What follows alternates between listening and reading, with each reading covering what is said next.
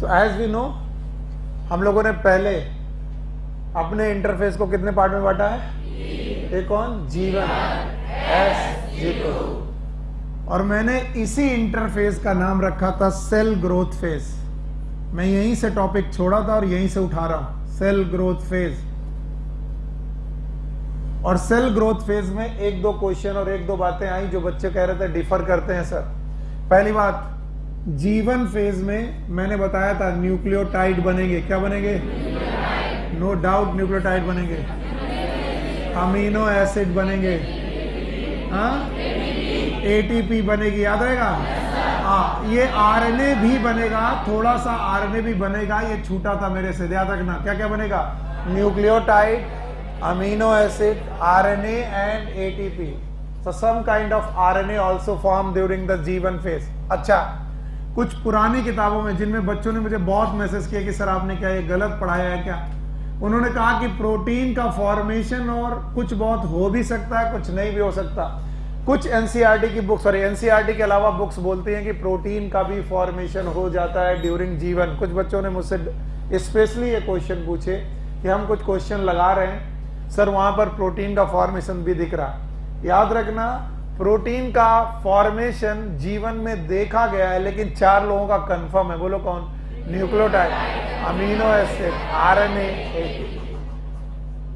तो अगर कहीं प्रोटीन आरएनए आ जाए और जीवन G2 दोनों दिया जाए तो G2 लगाइएगा, लेकिन अगर G2 ना दिया जाए और जीवन में बोला जाए प्रोटीन आरएनए है तो मान लीजिएगा कि है, थोड़ी बहुत प्रोटीन बनती है। इसके बाद एस फेज में मैंने बोला था कि यहां पर आपके सामने क्या होगा? DNA duplication. डीएनए डुप्लीकेशन का मतलब मैंने बताया था, यहां पर डीएनए अपना नंबर डबल करेगा कि अमाउंट। और फिर मैंने G2 फेज में आपको बोला था कि यहां पर आरएनए बनेंगे, साथ में क्या बनेगी? प्रोटीन, और साथ में 3 सेल ऑर्गेनल के याद हैं? These are the MCG। What is M? Mitochondria बनेगा, माइटोकॉन्ड्रिया डबल होगा, और क्लोरोप्लास्ट। अगर प्लांट सेल है तो क्या डबल होगा? क्लोरोप्लास्ट। और G इज गोल्गी बॉडी, क्या ये भी डबल होंगे? अच्छा बताइए, इसके अलावा यहां पर क्या डबल होगा? सेंट्रियोल का डुप्लीकेशन। और सेंट्रियोल किसमें मिलते हैं? सेंट्रोसोम। याद रखना, साइटोप्लाज्म में सेंट्रोसोम के नाम से मिलते हैं। और मैंने आपसे कहा था कि इनको सीख लो, इनसे क्वेश्चन बनेंगे, बहुत बार बनेंगे। फिर हमने इस पोर्शन को, दूसरे वाले पोर्शन को डिवाइड करते वक्त आपको सिखाया था। क्या क्या सिखाया था? याद करो। यहां से लेकर यहां तक की जो फेज है, याद है आपको? इसका नाम रखा गया था डिवीजन फेज। बोलो क्या नाम? इसे हम लोगों ने M फॉर माइटोसिस, मियोसिस नहीं, बोलो क्या? माइटोसिस। M फेज बोला गया। क्या बोला गया? And the M phase is known as division phase. और मैंने आपको सिखाया था कि जब भी सेल डिवाइड करने जाएगी, पहले साइटोप्लाज्म डिवाइड करेगी कि न्यूक्लियस? और मैंने कहा था कि 2 फेज होंगे। पहला बोलो कैरियोकाइनेसिस, फिर से बोलो, और दूसरा साइटोकाइनेसिस। आपको याद है मैंने कहा था न्यूक्लियस में 2 पोर्शन होंगे, one is known as karyokinesis, दूसरा साइटोकाइनेसिस। और कैरियोकाइनेसिस पढ़ाते वक्त मैंने 4 फेजेस बताई थी, याद है? नंबर 1 प्रोफेज, मेटाफेज, एनाफेज, टीलोफेज। याद है? तो मैंने आपसे कहा था आप केवल इतना लर्न करिएगा कि G2 के बाद पहला फेज प्रोफेज, फिर तो बताइए कौन कौन? Prophase, metaphase, anaphase, telophase. यहां तक जो चल रहा है उसका नाम, सर इसका नाम है कैरियोकाइनेसिस। बोलो क्या नाम है? कैरियोकाइनेसिस। और बचा हुआ पोर्शन मैंने बोला था साइटोकाइनेसिस। और कैरियोकाइनेसिस मिलाकर और साइटोकाइनेसिस मिलाकर मैंने कौन सा फेज? M phase. तो आपके सामने इंटरफेज में 3 फेज हो गए, G1, S, G2। और फिर इतना पढ़ाने के बाद मैं एक कॉन्सेप्ट की तरफ निकल गया था, प्रोसीड किया था कि बेटा इस कॉन्सेप्ट को नहीं समझोगे तो आप कहीं ना कहीं आप अपना क्वेश्चन गड़बड़ कर दोगे। और उस कॉन्सेप्ट को समझाने के चक्कर में मैंने आपको कुछ बातें बताई थी। चलिए उन बातों को दोबारा रिवाइज करते हैं और आगे बढ़ते हैं। मैंने कहा था कि G1, S और G2 फेज में क्रोमोसोम की बात करने वाला टीचर बेवकूफ है, और मैंने कहा था कि मैं वो बेवकूफी करने जाऊंगा। क्योंकि क्रोमोसोम का अपीयरेंस किस फेज में है? मेटा। अगर मैं बोलूं पहली बार क्रोमोसोम कहां अपीयर होता है, तो सारे बच्चे मुझे बोलेंगे कि सर क्रोमोसोम का अपीयरेंस मेटाफेज में है। मेटाफेज के पहले, यानी अपीयरेंस तो प्रोफेज में है, लेकिन दिखता कहां है? अपीयरेंस कहां है? प्रोफेज। सबसे बढ़िया दिखता कहां है? यानी कि एम फेज के पहले बेटा क्रोमोसोम की बात करने वाला टीचर एक्चुअली बेवकूफ है, और मैं वही बेवकूफी कर रहा हूं। मैंने कहा था कि जीवन फेज के न्यूक्लियस में बेटा धागे पड़े हैं, इन धागों का नाम है क्रोमैटिन। फिर से बोलो। लेकिन यही क्रोमैटिन एक दिन क्या बनाएंगे? Chromosome. So I am assuming the chromatin as a chromosome. और मैंने कहा था कि मान लीजिए जीवन फेज में आपके पास जो क्रोमैटिन है वो इस तरीके का क्रोमोसोम बनाएंगे, क्रोमोसोम विथ वन क्रोमैटिड। बोलो क्या?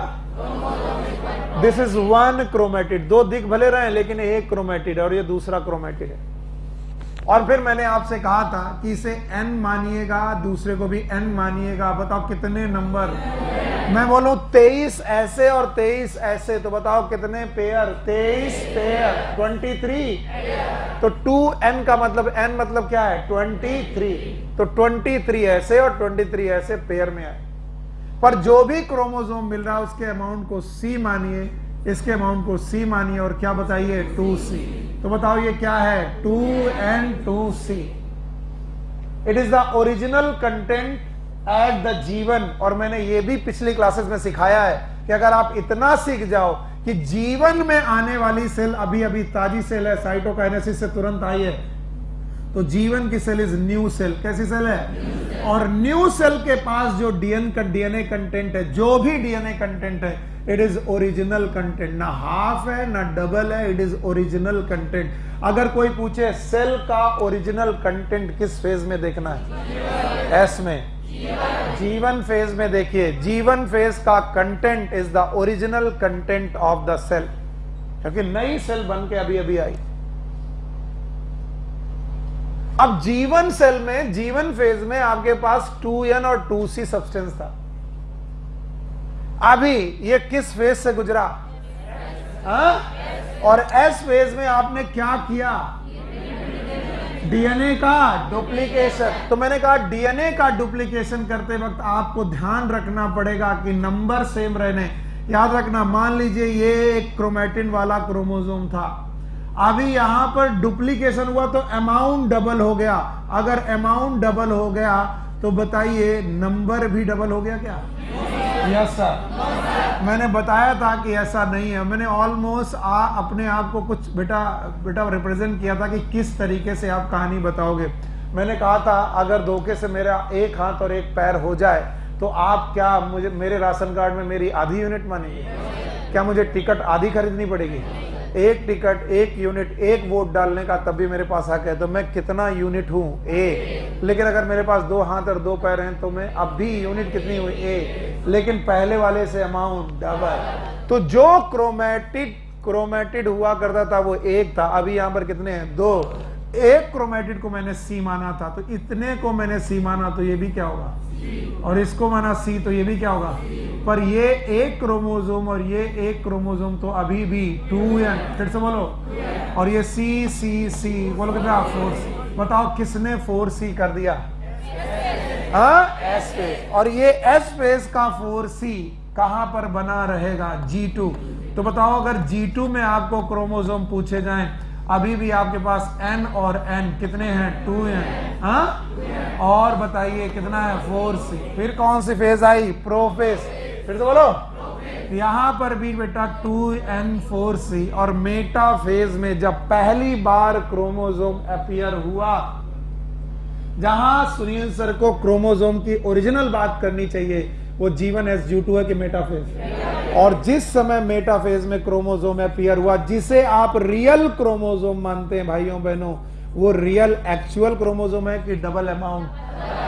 क्यों डबल अमाउंट का है? क्योंकि वो क्या पास करके आया है? एस। और जो बंदा एस फेज पास करके आया है, जो बंदा एस फेज पास करके आया है, उसने अपने डीएनए कंटेंट को क्या किया है? डबल। तो अगर ये डबल कर दिया है तो याद रखना यहां पर जो तुम्हें 2n और 4c मिल रहा है, याद रखना वहां पर क्रोमोसोम में, हर एक क्रोमोसोम में डीएनए का अमाउंट इक्वल है कि डबल है? डबल।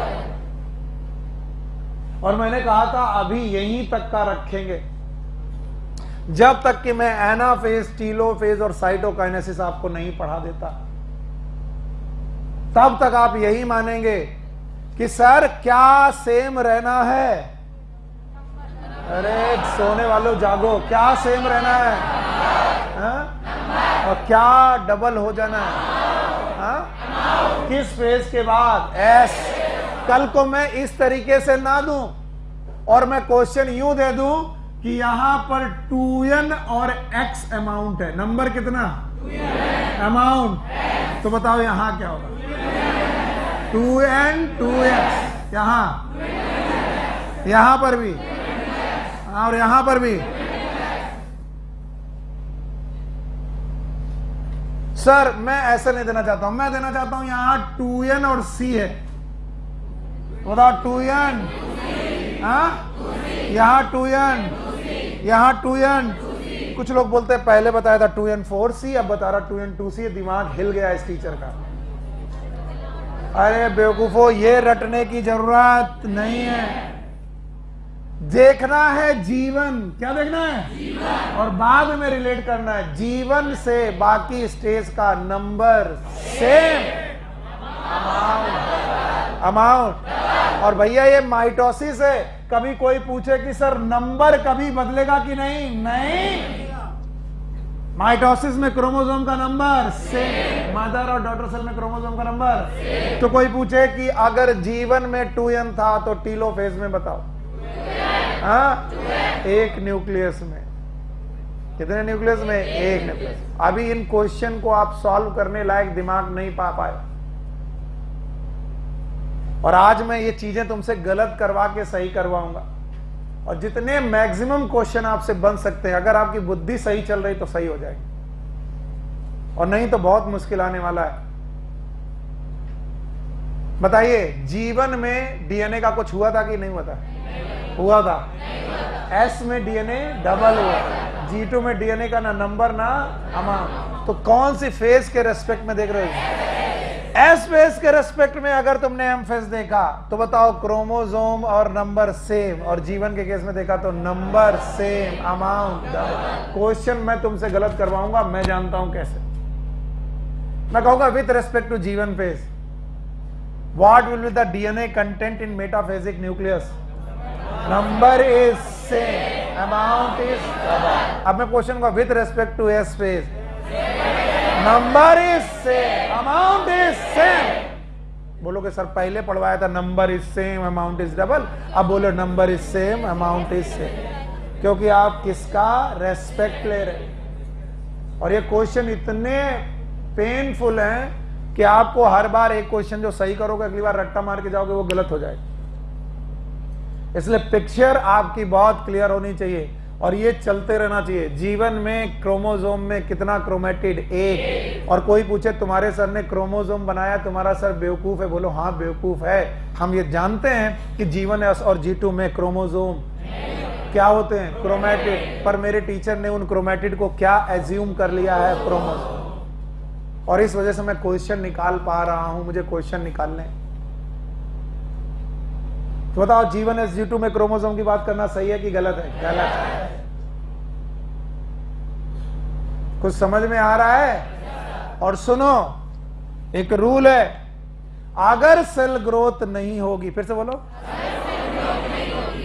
तो सेल डिवीजन भी।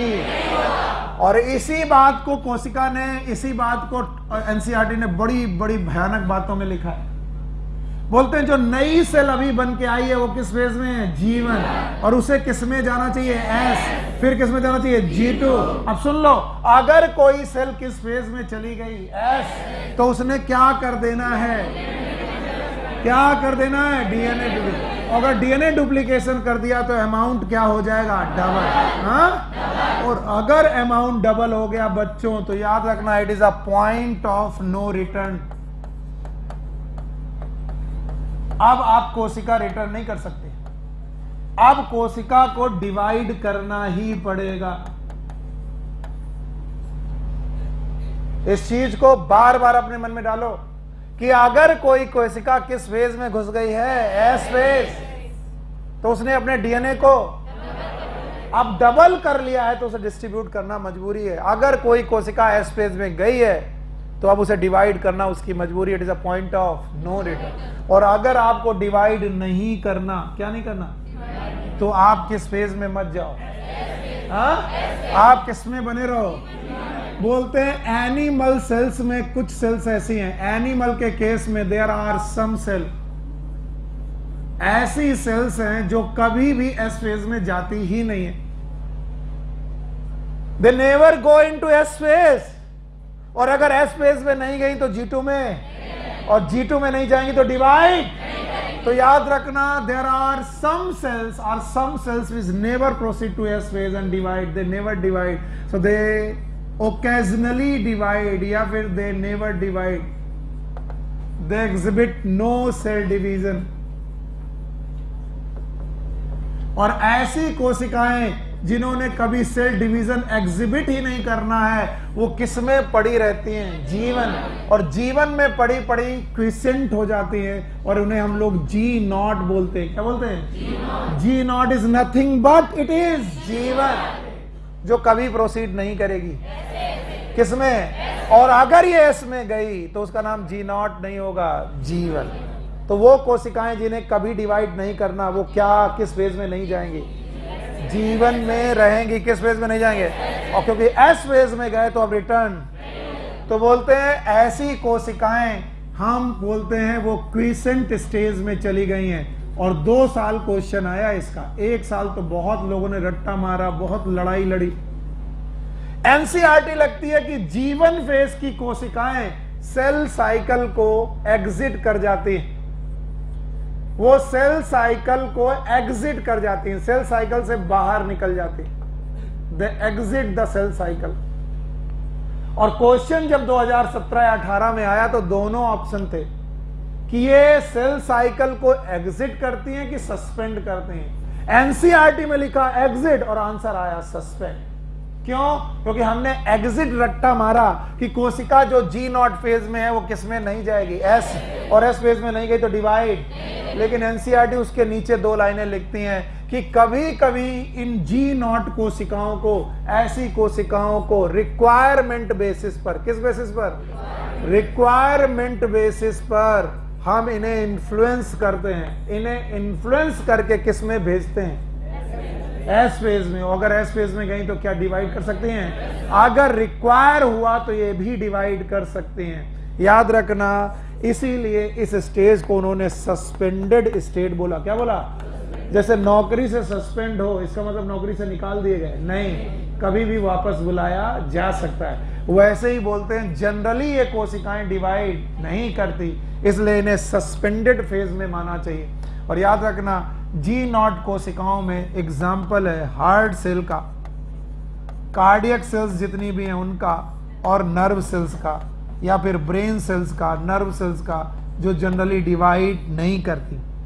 मैं एक्चुअली ये एनसीईआरटी की लाइन जरूर पढ़ना चाहूंगा और मेरे साथ पढ़ो। मैं बहुत कम एनसीईआरटी पढ़ता हूं, लेकिन मेरे को पढ़ना मजबूरी है क्योंकि आप समझ नहीं पाओगे, इसलिए मेरा पढ़ना जरूरी है। Page number 164, everyone 164। अब मैं पहला पैराग्राफ पढ़ रहा हूं, जहां नहीं समझ में आएगा आप मेरे से बताएंगे। Some cell in the adult animal, पहली बात तो ये प्लांट की बात है कि animal, animal do not appear to exhibit cell division, जो कभी सेल डिवीजन एग्जिबिट नहीं कर रही हैं। एग्जाम्पल क्या लिखा है? हार्ट्स, यहीं पर नर्व भी लिख लीजिए। Nerve cell also do not appear to exhibit the cell division and many other cell divide only occasionally as needed to replace the cell that have been lost because of injury or cell death। कहते हैं कुछ और ऐसी कोशिकाएं मिलेंगी जो divide नहीं करती। कब तक डिवाइड नहीं करती? जब तक उन्हें रिपेयर ना करना हो। क्या ना करना हो? यानी पुरानी सेल टूट गई हो तो वहां पर खुद को ना पहुंचाना हो, तब तक वो डिवाइड नहीं करती। These cells do not divide further exit जीवन, क्या एग्जिट कर गई? जीवन, जीवन को एग्जिट कर गई। And phase to enter an inactive stage called as quiescent stage, also known as G0। आगे लिखा है of the cell cycle, cell in this stage remain metabolically active but no longer proliferate. What is proliferate? Divide। ये metabolically active रहती हैं लेकिन divide नहीं करती, unless call on to do so depending on the requirement of the organism। कब तक divide नहीं करती? जब तक requirement ना। कुछ सेल तो ऐसी हैं जो कभी डिवाइड नहीं करती, चाहे रिक्वायरमेंट हो चाहे ना हो। बोलो कौन? हाँ, नर्व सेल बहुत डिवाइड। एक बार नर्व कट गई, रिक्वायर होने पर भी नई नर्व, इसीलिए क्या हो जाती है? पैरालिसिस। क्या होती है? पैरालिसिस में ब्रेन ट्यूमर के दौरान एक नस कट गई, उस तरीके उस तरफ का अंग सारा बर्बाद। तो याद रखना, कई बार रिक्वायरमेंट के दौरान भी ये डिवाइड नहीं करती, और ऐसी सेल को बोला जाता है उन्होंने क्या एग्जिट कर दिया? जीवन। और जीवन एग्जिट कर दिया तो ये सेल साइकिल को एग्जिट कर दिया। एग्जिट किया कि सस्पेंड किया? क्यों? क्योंकि इनको दोबारा एस फेज में भेजा जा सकता है on the basis of requirement. पक्का? पर कुछ सेल हैं जो वाकई एग्जिट कर जाती हैं, जैसे कि मैं बोलूं दीज आर वेसल्स। क्या बोलो? क्या प्लांट में वेसल सुनी है? वो बताओ लिविंग है कि डेड है? डेड। तो जो डेड है वो डिवाइड नहीं है, तो ऐसी सेल को तो हम मानेंगे नहीं। अगर कोई लिविंग सेल पूछा जाए तो नर्व सेल है। कौन सी? और ये प्लांट है कि animal? Animal. Thank you very much.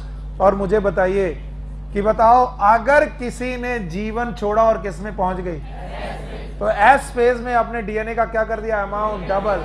और अगर अमाउंट डबल कर दिया, it is a point of no return. अब आपको डिवाइड करना ही पड़ेगा। और अगर आप डिवाइड नहीं करना चाहते, चुपचाप कहां बने रहो। और अगर तुमने पूरी जिंदगी जीवन में गुजार दी और जिंदा भी हो और तुम आगे जा ही नहीं रहे हो, तो बताओ तुम डिवाइड कर रहे हो कि नहीं? और अगर नहीं डिवाइड कर रहे हो तो आप एक चुपचाप अवस्था में पड़े हो। दिस चुपचाप अवस्था इज नोन एज क्विसेंट। बोलो। और क्विसेंट स्टेज की सेल होती हैं, वो जीवन को एग्जिट करती हैं, लेकिन सेल साइकिल को सस्पेंड करती हैं, सेल साइकिल को एग्जिट नहीं करती। क्या वो सेल साइकिल को एग्जिट करती हैं? नहीं। तो उसमें कौन सा शब्द यूज होना चाहिए? सस्पेंड। और जीवन को वो क्या कर गई हैं? एग्जिट। एग्जिट करती हैं जीवन को, लेकिन अगर मैं रिक्वायरमेंट में बेसिस पर बोलूं तो क्या इन्हें वापस से रेप्लिकेट कराया जा सकता है? बहुत मुश्किल से, लेकिन कराया जा सकता है। हाँ, नींद आ रही है? ध्यान से देखो। पहला कौन? जीवन। फिर कहां चले गए तो क्या कर बैठे? अब वापस लौटना मुश्किल। अब आपको पूरा चक्कर मार के आना पड़ेगा, और चक्कर में क्या मिलेगा? प्रोफेज, मेटाफेज, एनाफेज, टीलोफेज, यानी कि सेल डिवीजन मिलेगा? No sir. इसका मतलब अगर एस फेज गए तो सेल डिवीजन पक्का है। और अगर सेल डिवीजन से बचना चाहते हो तो किस फेज में ना जाओ? जीवन भर कहां बने रहो? हाँ, जीवन भर जीवन में बने रहने पर आप क्या हो गए? जीना। आपका एग्जिट हो गया। किससे? जीवन से। और आप सेल साइकिल में एग्जिट करने की कोशिश कर रहे थे, लेकिन सेल ने कहा हमें जरूरत पड़ेगी, तो क्या हम वापस तुम्हें बुला लेंगे? इस कंडीशन को क्या बोला? सस्पेंड। तो क्या ये सस्पेंडेड कंडीशन है? यस। अब फिर से क्वेश्चन लेके आना कि सर इसका आंसर क्या लगाएं? एग्जिट लगाएं कि सस्पेंड? तो कान के नीचे देंगे हम। क्या लगाओगे? सस्पेंड। कब तक? जब तक उसमें जिंदा है वो है, उसको किसी ना किसी मेटाबॉलिकली तरीके से एक्टिव करके हम डिवाइड करवा सकते हैं। यस और नो? यस। हटा दें। नाउ एम फेज का मतलब यहां मियोसिस है कि माइटोसिस? अब ध्यान से सुन लो। एनसीईआरटी इसी के नीचे के पैराग्राफ में बोलते हैं कि mitosis is a cell division of. किसका सेल डिवीजन है? Cell division of somatic sales.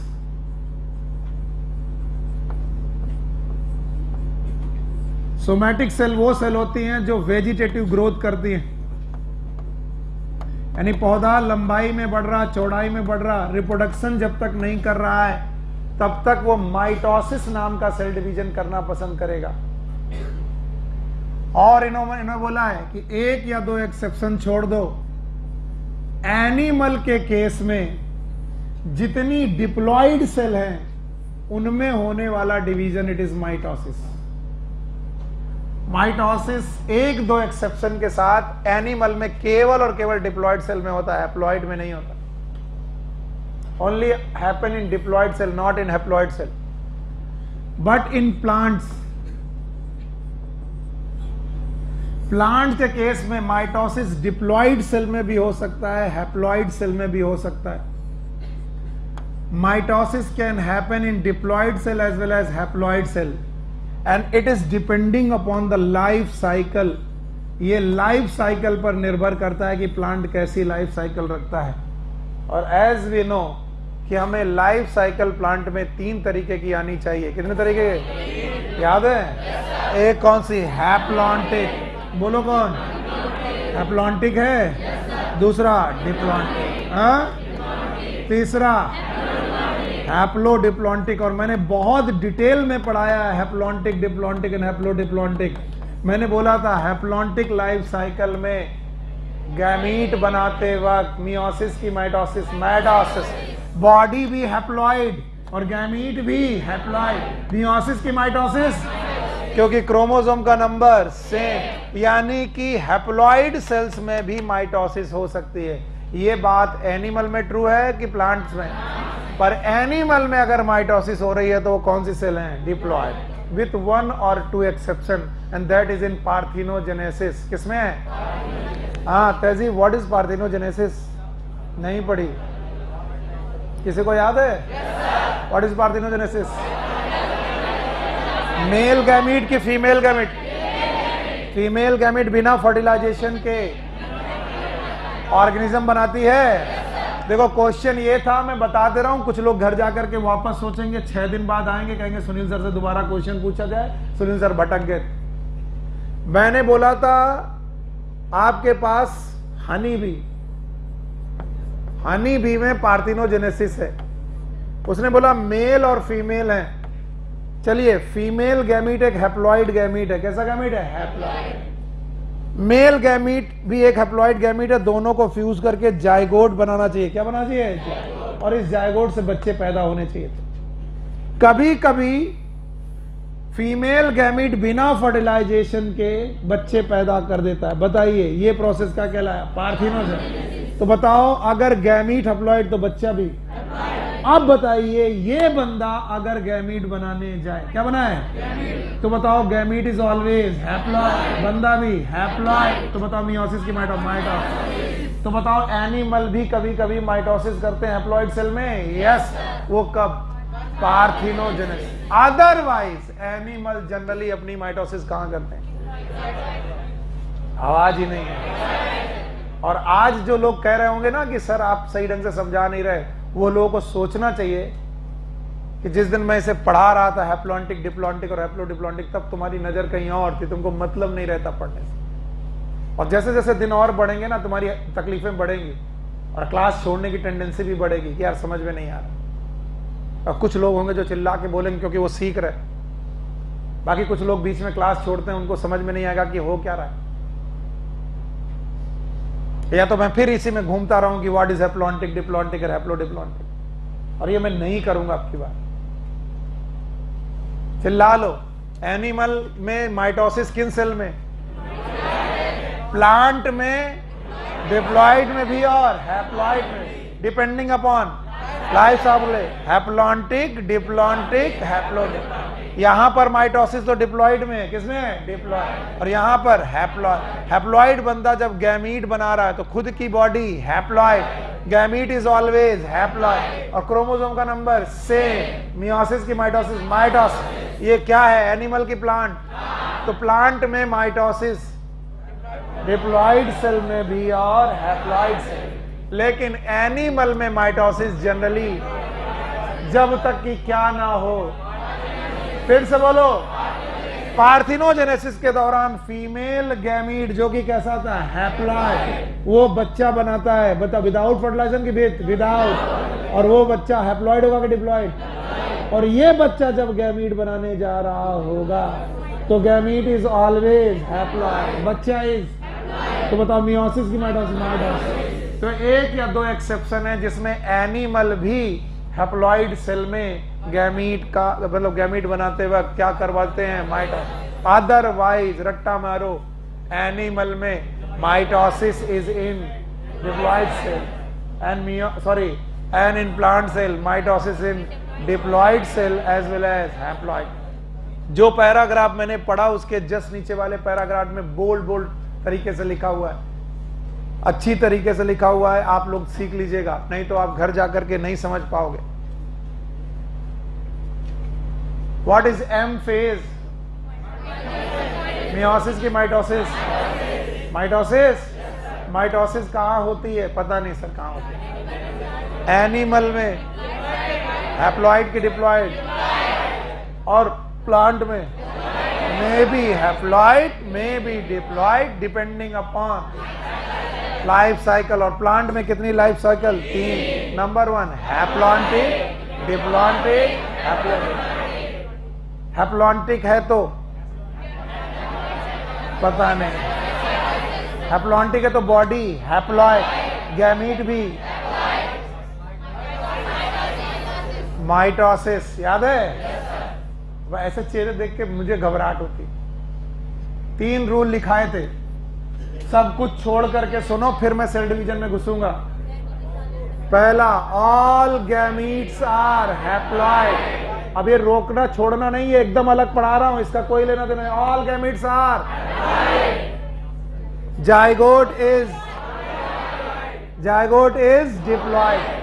और तीसरा, meiosis occur once in life cycle. Life cycle में मियोसिस कितनी बार? 1 बार। मुझे तो कभी कभी अपने क्लासेस में बोल देना चाहिए कि जो शुरुआत से नहीं पढ़ेगा वो बीच में नहीं घुस पाएगा, और मैं घुसने भी नहीं देना चाहिए। फिर क्या होगा? क्लास खाली हो जाएगी, क्योंकि कभी ना कभी तुम गायब होगे, फिर कभी आओगे नहीं। ये रूल है, ऑल गैमीट्स आर। अब मान लो किसी पौधे की बॉडी ही हैप्लॉइड है, it is a body, it is haploid, जैसे एल्गी,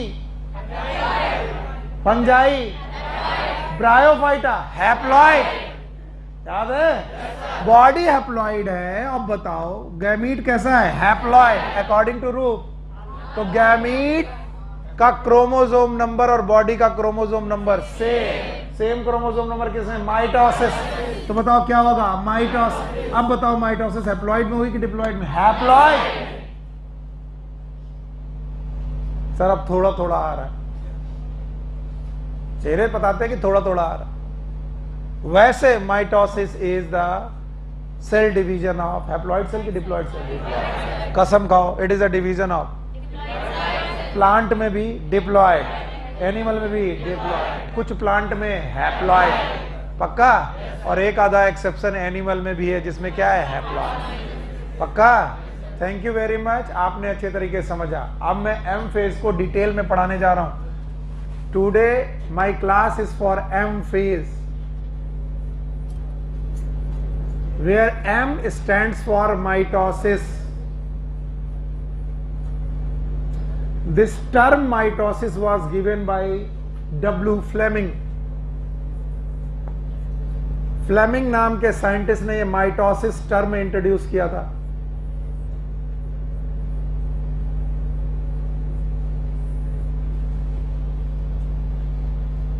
और याद रखना, माइटोसिस के दौरान उन्होंने प्रूव किया था कि मम्मा सेल में अगर क्रोमोसोम 2n है तो उससे बनने वाली डॉटर सेल में भी क्रोमोसोम का नंबर सेम होगा। नंबर एंड अमाउंट इक्वल रहेगा मां और बच्चे में, यानी मम्मा सेल और बच्चा सेल में नंबर एंड अमाउंट दोनों का दोनों सेम रहेगा। एंड दैट्स वाई ना यहां पर नंबर बदल रहा ना अमाउंट बदल रहा। That's why mitosis is also known as equational division.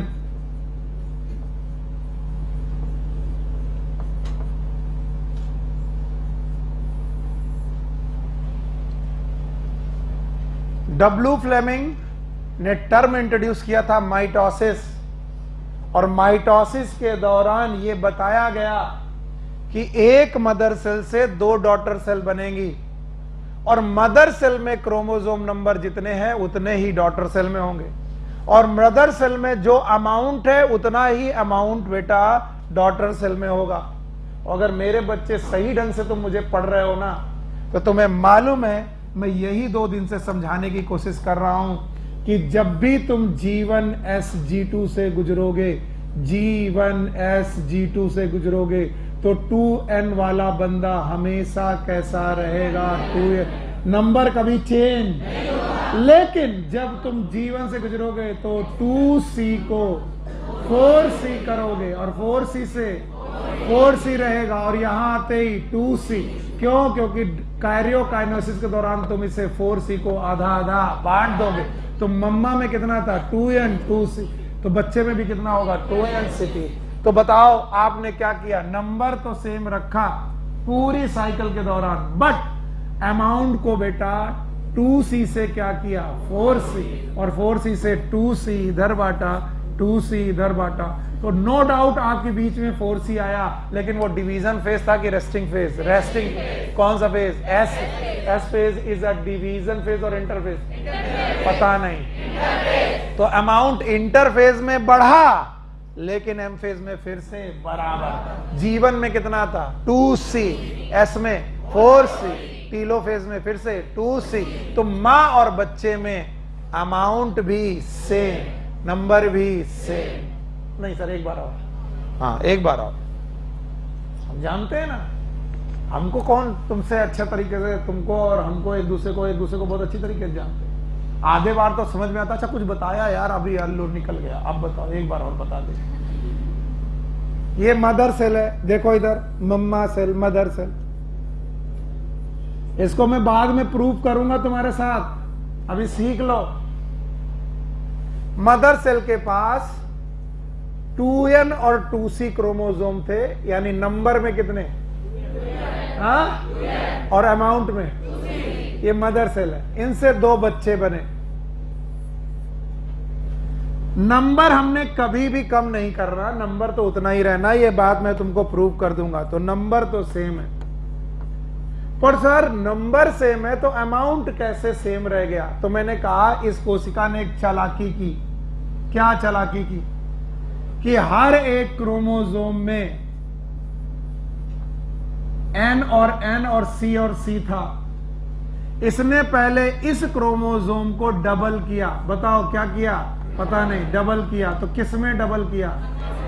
हाँ, अमाउंट में। N और N, बताओ ये 2n की 4n, 2n, लेकिन C बोलो बेटा 4। तो किस में डबल किया?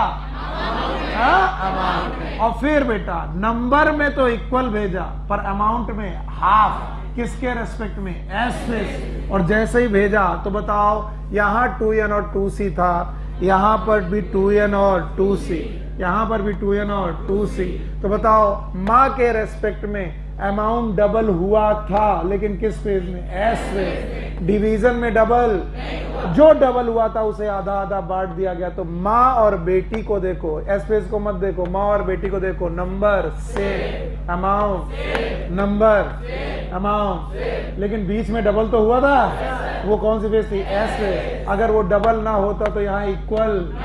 बाप ने अगर 10 रुपए लिए थे और 10 बांटता तो 5 बांटता, 10 को उसने क्या किए? 20, और फिर क्या बटा? 10।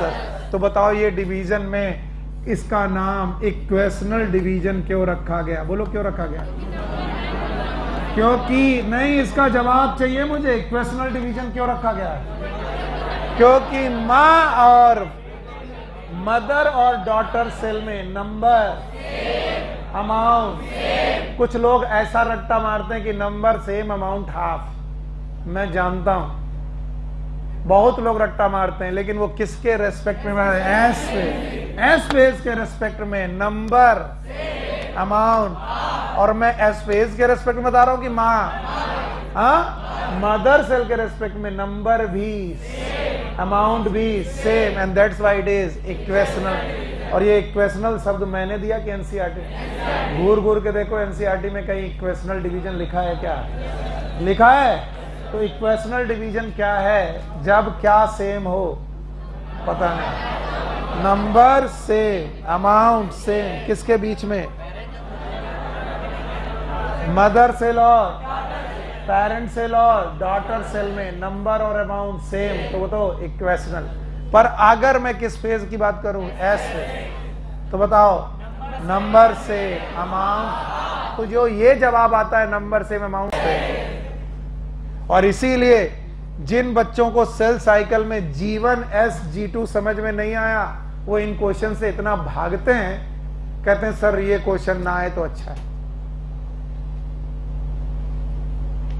इधर देखो, एक और ट्राई कर रहा हूं, इस वजह से ट्राई कर रहा हूं कि बेटा शायद तुम्हें समझ में आ जाए, शायद।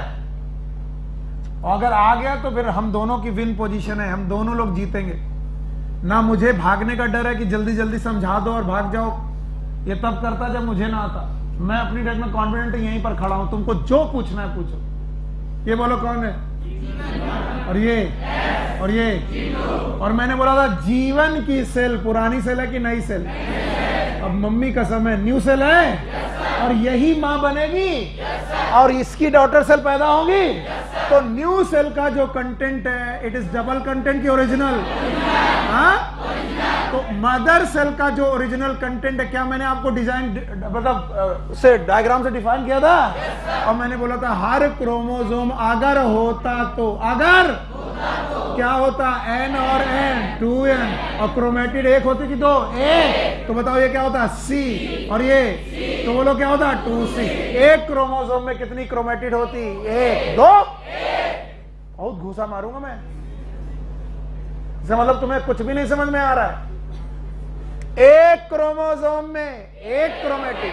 सर ये एक हुआ, ये एक हुआ, तो दो है। ये दो नहीं है। कल को तुम बोले सुनील सर दो हाथ लिए घूम रहे इसलिए सुनील सर दो हैं, नहीं। ये एक फोर लिम्ब है और ये एक हाइंड लिम्ब है। फोर लिम्ब के दो पार्ट हैं, left and right. Hind limb के दो पार्ट हैं, लेफ्ट एंड राइट। समझे? अब देखो ये एक क्रोमेटिड है और ये एक क्रोमेटिड है। एक क्रोमेटिड का अमाउंट C, तो दूसरे का C। अब बोलो, फिर से मैं कर रहा हूं कोशिश, बच्चा मेरी लाज रखना। बताओ एस फेज में आते ही क्रोमेटिड जो थे, क्या ये अमाउंट में डबल हुए? yes, क्या इसने अपना अमाउंट डबल किया? yes, इसने अमाउंट डबल किया? yes, ये क्या रहा? N। ये कहा क्रोमेटिड बढ़ गई? C। बोलो और तो बताओ कितना हुआ? 2N। बताओ ये मदर सेल है, लेकिन ये मदर सेल एस फेज की है। किसकी? एस। पर मुझे एस फेज से मतलब है कि ओरिजिनल, और original content is G1। Yes और नो? अब बताओ G2 फेज में आए, कंडीशन यही रहेगी क्या? 2N4C। प्रोफेज आया? बोलो 2N4C। मेटाफेज आया? जिस क्रोमोसोम को तुम यहां देख रहे हो वो एक्चुअली अपीयर कहां हुआ? मेटाफेज। और मैंने बोला था क्रोमोसोम की बात एम फेज के पहले जो कर रहा वो टीचर बेवकूफ जैसे कि मैं, यहां पर क्रोमोसोम की बात करनी नहीं चाहिए। नहीं करता तो आपको समझ में नहीं आता। तो जो क्रोमोसोम तुम्हें एक्चुअली मेटाफेज में मिला है वो इक्वल मिला कि डबल? और अगर बुद्धि है, थोड़ा 11th में पढ़े हो, तो यही क्रोमोसोम बीच से तोड़ा जाएगा। यस और नो?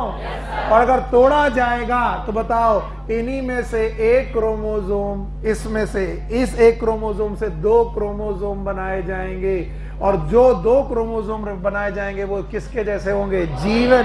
तो एक chromosome will bifurcated into 2 chromosome. ये अलग न्यूक्लियस है, अलग न्यूक्लियस है, अलग न्यूक्लियस है, अलग न्यूक्लियस, और ये एक न्यूक्लियस और ये एक न्यूक्लियस, क्योंकि ये पेयर में है। यस और नो?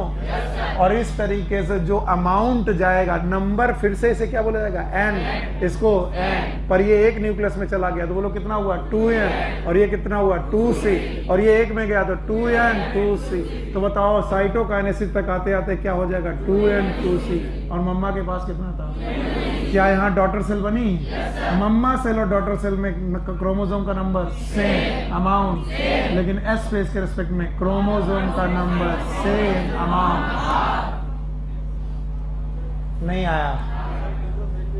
अभी 1 मिनट रुको, अपना ज्ञान अपने पास रखो, जब तक कि हम प्रोफेज, मेटाफेज, एनाफेज, टीलोफेज को समझा ना दें। अभी हम एक शॉर्ट में आपके दिमाग में कुछ डालने की कोशिश कर रहे हैं, क्योंकि मैं जब सीक्वेंस में पढ़ाऊंगा यहां 70% सो चुके होंगे, तुम जाग रहे हो, बाकी 70% सो चुके होंगे कि कर क्या रहा है। ये तो हम बचपन से देखते आए, कक्षा 11 में भी नहीं आया था, 12th में भी नहीं आया था, उसके बाद किसी ने पूछा था तब भी नहीं आया था, एग्जाम दिया तब भी नहीं आया था, लिख दिए थे। हम आपकी दिमाग की प्राइमिंग कर रहे हैं कि आपको कुछ समझना है। वो क्या समझना है कि तुम्हें डर लग रहा, अच्छा अभी तो 4C हो गया था, अभी 2C कैसे हो गया? आप पढ़ाओ अभी देखते हैं, फंसाएंगे इनको। हाँ प्लीज मुझे बताइए कि आपको क्यों नहीं आया, और मैं इसमें चाहे 2 दिन लग जाए मैं यहीं पर पढ़ाता रहूंगा। बताओ M का मतलब? हाँ, अब भैया कह रहे हैं M का मतलब mitosis, term given by Fleming, और बोला गया माइटोसिस की फेज में 2 फेज, पहली कैरियोकाइनेसिस, फिर से बोलो, और दूसरा साइटोकाइनेसिस। और जब तक समझ में नहीं आएगा मैं यहां से नहीं हटूंगा, आप चिंता मत करिए। पहली बोलो कैरियोकाइनेसिस, दूसरा बताओ। कैरियोकाइनेसिस को 4 फेज में बांटा था, याद होगा? बताओ यहां साइटोप्लाज्म का डिवीजन है कि न्यूक्लियस? पहला प्रोफेज, 12 बच्चे शाबाश, दूसरा मेटाफेज, वाह, और एनाफेज और टीलोफेज। और इस दौरान देखो, इतनी बार बताने के बाद भी लोगों को समझ में नहीं आ रहा हो क्या रहा। वो ये रहा बच्चा कि 1 न्यूक्लियस था, अब सेल में 2 न्यूक्लियस आ चुके हैं, और ये 2 न्यूक्लियस आते वक्त क्या क्या हुआ? Prophase, metaphase, anaphase. तो कैरियो की क्या हो गई? काइनेसिस। अब इसमें आएगी सेल प्लेट, बोलो क्या होगी? साइटो, बोलो क्या होगा? साइटोकाइनेसिस। सेल प्लेट का बनना इट इज साइटोकाइनेसिस। तो न्यूक्लियस के विभाजन में कितनी अवस्थाएं? 4 नहीं 2। एक कौन? कैरियो नहीं, आई एम सॉरी, सेल के विभाजन में कितनी अवस्थाएं? 2। एक कौन? कैरियोकाइनेसिस और साइटो। और जिसने बोला 4 वो एकदम सही था। बताओ न्यूक्लियस के विभाजन में कितनी अवस्थाएं? 4। Prophase, metaphase, anaphase. तो जिसने भी 4 बोला था मेरे से गलती हुई, वो सही है। बताओ न्यूक्लियस के विभाजन में कितनी? 4। पहला कौन? Prophase, metaphase, anaphase. और सर ये सब कैसे चालू होता है, जरा इसे डिफाइन करेंगे? बिल्कुल डिफाइन करूंगा, ध्यान से देखिए एक बार फिर से। बच्चा मेरे फिर से बताओ, G1 SG2 के बाद कौन सा आएगा? तो प्रोफेज किसके बाद आया? और G2 तक फेज कैसी है? हाँ? और इंटरफेज में क्रोमोसोम है? मैं नहीं पढ़ा है इंटरफेज में क्रोमोसोम? धागे हैं, धागों का नाम क्रोमैटिन। बोलो क्या नाम? क्रोमैटिन। तो बताओ क्रोमोसोम कहां पर नहीं है? G1 SG2 chromosome. पहली बार क्रोमोसोम अपीयर कहां होंगे? प्रोफेज। पक्का? आइए, प्रोफेज के पहले हैं धागे। G2 में क्या है? S में क्या है? G1 में क्या है? किसके धागे? हाँ, क्रोमैटिन। और ये किसके बने हैं? DNA। किसके? Thank you very much. Now the prophase in detail. अब मैं कोशिश कर रहा हूं कि प्रोफेज तुम्हें सीखने में आ जाए। यहां पर प्रो का मतलब होता है फर्स्ट, फेज का मतलब stage. It is known as first stage of nucleus division, and this stage is marked by, कैसे मालूम चलेगा कि यह शुरुआत हो चुकी है? It is marked by chromatin condensation.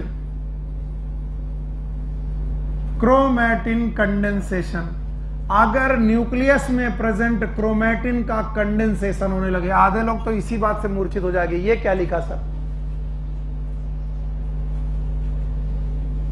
Imagination इतने मुश्किल है इस चैप्टर के कि जब मैं पढ़ता था तो मुझे कुछ समझ में नहीं आता था। मैं अपने जैसा तुमको समझता हूं तो कई बार गड़बड़ हो जाता है कि तुम्हें आता है फिर भी मैं बार बार पढ़ा रहा हूं।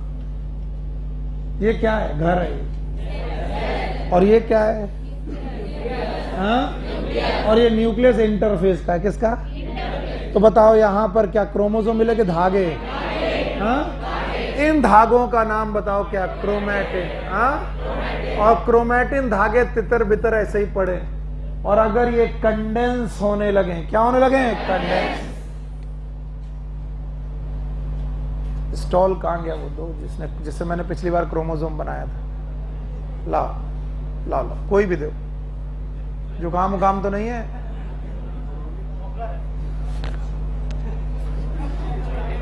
सैनिटाइजर लाओ। कोई नहीं, इट्स ओके, मैं मजाक कर रहा हूं, अपना ही बच्चा है। कल को मान लो उसको कोरोना हुआ तो हमें भी होना ही चाहिए। परिवार का कैसे मजा आएगा, लड़के को बाप को ना हो। ये एक धागा है, क्या है भाई मेरे? ओ भैया इधर देखो, माना इधर नजर टिक नहीं पाएगी बदसूरती की वजह से, और देखो इधर ही, उधर का देख रहे हो? फिर लो। तुम्हारा नाम क्या है? तुम बैग वैग टांगे बैठे हो खंबे के पास।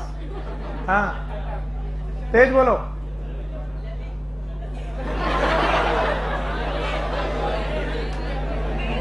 मजाक मत करो। आप इधर देखिए, तकलीफ कितनी भी हो इधर देखिए। ऐसे 46 धागे, कितने? 23 दूनी 23 पेयर क्रोमोसोम है कहां? ह्यूमन में। ऐसे 46 धागे पड़े हैं। इन 46 धागों में बिटिया पकड़ पाओगे? बाकी बाद में हाथ वाथ धुलना, कोई भरोसा नहीं इनका। कंडेंसेशन चालू हुआ। क्या चालू हुआ? कंडेंसेशन। जो मैं ये कर रहा हूं इट इज कंडेंसेशन, यानी धागे अभी तक जो डीकंडेंस पड़े थे उनमें कंडेंसेशन चालू हुआ। कंडेंसेशन की शुरुआत इन धागों में क्या बताती है? क्या शुरू हो गया है? प्रोफेज। और इन्हीं धागों में कंडेंसेशन के दौरान एक बनेगा कॉन्स्ट्रिक्शन। क्या बनेगा? इसका नाम होगा सेंट्रोमियर। फिर से बोलो। और इन्हीं सेंट्रोमियर में ये बेटा कंडेंसेशन जारी रहेगा और बनेगा क्रोमोसोम। क्या बनेगा? क्रोमोसोम। तो वो क्रोमैटिन एक दिन क्या बनाएगा? क्रोमोसोम। पर नॉर्मली की कंडेंसेशन तो ज्यादातर टीचर लिख देते हैं कि बच्चों को कंडेंसेशन तो मालूम ही होगा। पहली अवस्था में बच्चे घबरा जाते, कंडेंसेशन क्या होता है। तो 46 धागे पड़े हुए थे तुम्हारे न्यूक्लियस में, G1 में, S में और G2, और उनमें क्या चालू हुआ? कंडेंसेशन।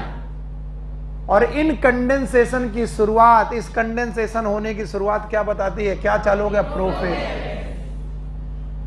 तो याद रखना, जैसे ही कंडेंसेशन शुरू हुआ, आप प्लीज इसे समझ लेना, बार बार नहीं बता पाऊंगा।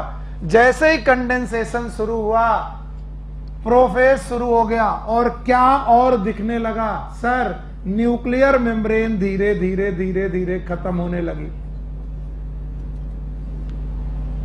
देखना अंतर, मैं चारों, ये सब प्रोफेज ही हैं, एवरीवन इज प्रोफेज। यहां पर ये G2 फेज की कोशिका थी, G1 S G2। G2 से किधर जा रहे? प्रोफेज। प्रोफेज फेज में जाते ही क्या होने लगा? क्रोमैटिन का कंडेंसेशन होने लगा, कुछ क्रोमोसोम जैसा स्ट्रक्चर पैदा होने लगा।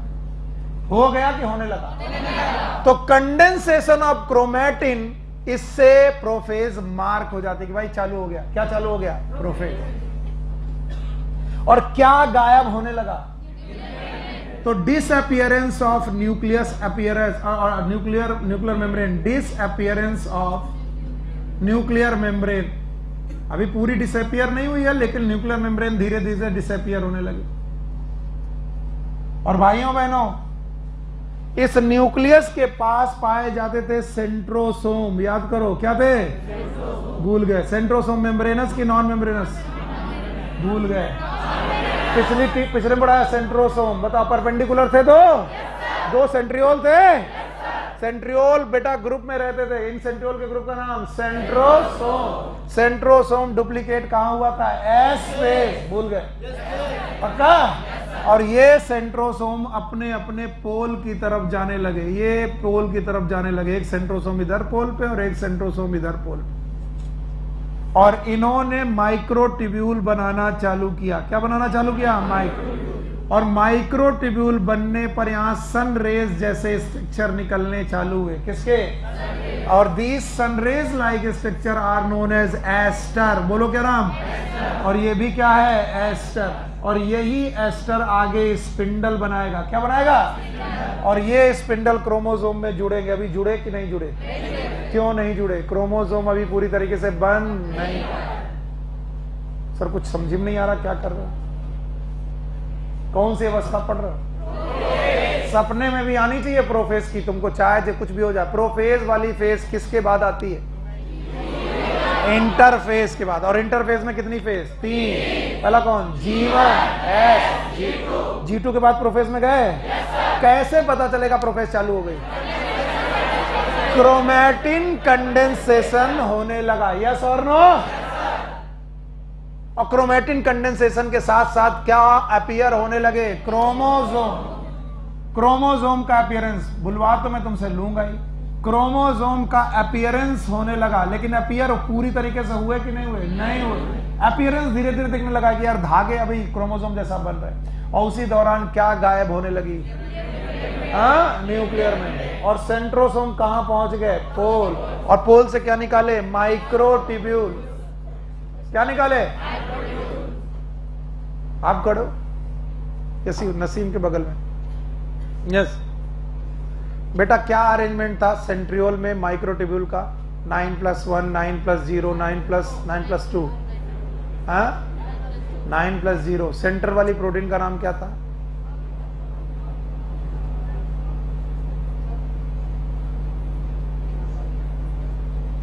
और जो पेरीफेरल माइक्रोट्यूब्यूल थे वो कितने थे? डबलेट थे, सिंगलेट थे? आप समझिए, बैठो शाबाश। अब समझिए टीचर को पढ़ाना कितना मुश्किल है। तो टीचर ये एक्सपेक्ट करता है कि तुमको जो पीछे पढ़ाया गया तुम यहां पर रिवाइज करके दो। और आज मैं पूछ रहा हूं सेंट्रियोल पढ़े थे? तो बोले हाँ पढ़े थे। और क्या पढ़ा था सर पता नहीं। हमने पढ़ाया था कि ट्रिपलेट थे माइक्रोट्यूब्यूल के। कितने? ट्रिपलेट। एसी बॉन्ड थे, याद है? बीच में हब थी और हब से रेडियल स्पोक थे। कार्ट व्हील अपीयरेंस सेंट्रियोल का था। और वो माइक्रोट्यूब्यूल के बने थे। किसके? उन्हीं माइक्रोट्यूब्यूल से फाइबर बाहर आने लगे सन रेज की तरह। रेज का मतलब एस्टर। बोलो क्या नाम? एस्टर। सनफ्लावर की फैमिली का नाम एस्टरेसी। बोलो एस्टरेसी। इसीलिए नहीं, सन रेज को एस्टर बोलते हैं। तो सन रेज जैसा यहां से माइक्रोट्यूब्यूल निकलने लगे, इन्हीं को बोलते हैं स्पिंडल फाइबर। बोलो। लेकिन बने नहीं है, क्योंकि इन्हें जुड़ना कहां है? क्रोमोसोम में। कहां पर? और क्रोमोसोम में जुड़ा पर बेटा एस्टर बनने लगे। क्या बनने लगे? एस्टर। क्यों एस्टर बनने लगे? क्योंकि माइक्रोट्यूब्यूल निकलने लगे। जुड़े नहीं है लेकिन निकलने लगे। इनका नाम एस्टर। और इस एस्टर के साथ हमको दोनों तरफ माइटोसिस के स्पिंडल दिखने लगे। और इन्हीं को बोलते हैं माइटोटिक अपैरेटस। बोलो क्या नाम? तो बताओ क्या पैदा होने लगा? Mitotic apparatus. छोटी मोटे काम नहीं है, ये सारे क्वेश्चन पूछे जाएंगे। तो याद रखना, न्यूक्लियस में जो न्यूक्लियोलस था, क्या डिसएपियर हो गया। न्यूक्लियोलस डिसएपियर होने लगा। अब पूछेंगे ये कब पढ़ाया था? पढ़ाया था। न्यूक्लियोलस डिसएपियर हो गया। याद रखना, यहां से डिसएपियर होने लगे ER। What is ER? Golgi body. क्या बड़ा? ये भी डिसएपियर होने लगे, यानी ज्यादातर सेल ऑर्गेनल डिसएपियर होने लगे। ये है प्रोफेज। सर बता तो ना पाएंगे क्या क्या हो रहा, पिक्चर नहीं तो बता नहीं पाओगे। बाकी लोग रट्टा मारते हैं, बाकी एनसीईआरटी देख के लोग रट्टा मारते हैं। और इसीलिए मैं पढ़ाते वक्त एक कोने से एक डायग्राम कभी नहीं हटाता।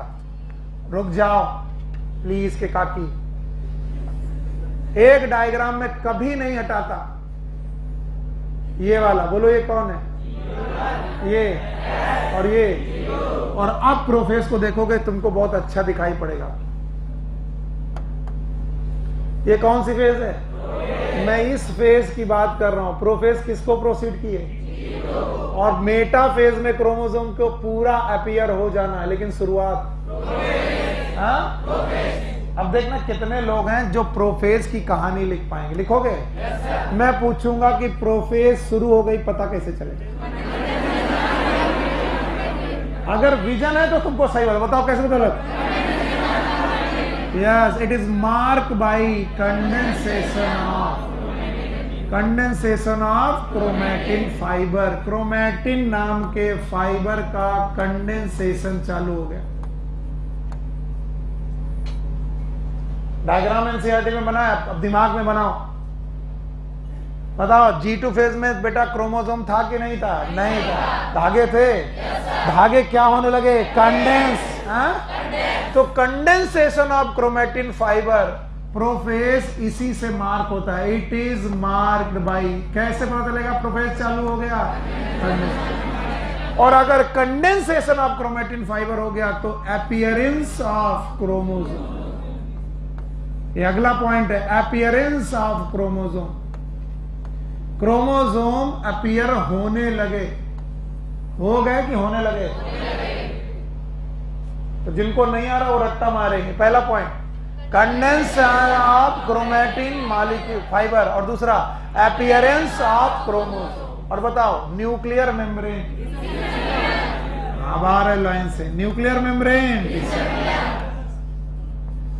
न्यूक्लियर मेम्ब्रेन डिसअपियर होने के साथ साथ क्या क्या और डिसअपियर होने लगा?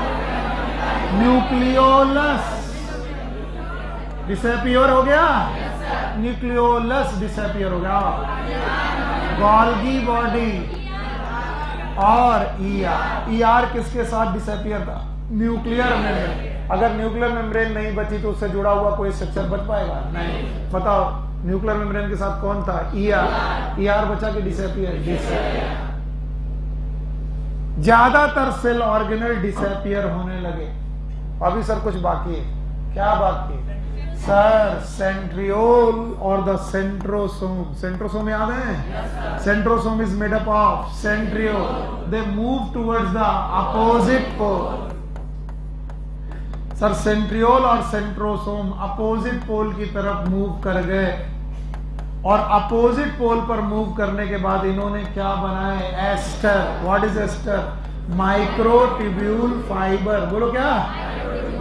माइक्रोट्यूब्यूल फाइबर इनसे निकलने लगे और इसे क्या बोला गया? एस्टर। तो बताओ कितने एस्टर बने? एक दो पोल को दो एस्टर बनेंगे। So 2 aster with spindle fibre. Spindle fibre के साथ ये जो 2 एस्टर हैं, इनको मिलाकर क्या बोला गया? Mitotic spindle. बोलो क्या बोला गया? Sorry, mitotic apparatus। Please underline in NCERT. अच्छा बच्चा वो जो एनसीईआरटी में इसे ढूंढकर अंडरलाइन कर ले। माइटोटिक apparatus बनने लगा। अब पिक्चर देखो इधर, जो मैं गलती करूं पकड़ के बताओ। जैसे ढूंढते नहीं हो, इन पिक्चर में 10 अंतर ढूंढो, तो आप तुम्हें इस पिक्चर में 10 अंतर ढूंढने। न्यूक्लियस पूरा बना दिया, गलत। क्या न्यूक्लियर को मेम्ब्रेन हटाते दिखाऊं? Nuclear membrane. क्रोमैटिन की क्रोमोसोम, क्रोमोसोम अपीयर होने लगे, कंडेंसेशन होने लगा। बताओ यहां क्या पहुंचा?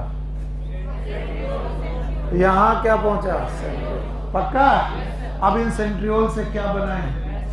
पता नहीं। एस्टर बनाए, सनरेज बनाए कि ना बनाए? सनरेज लाइक स्ट्रक्चर बनाए, एस्टर। और बताइए, इस तरीके का अगर कहीं दिख जाए तो आपके हिसाब से वो क्या है?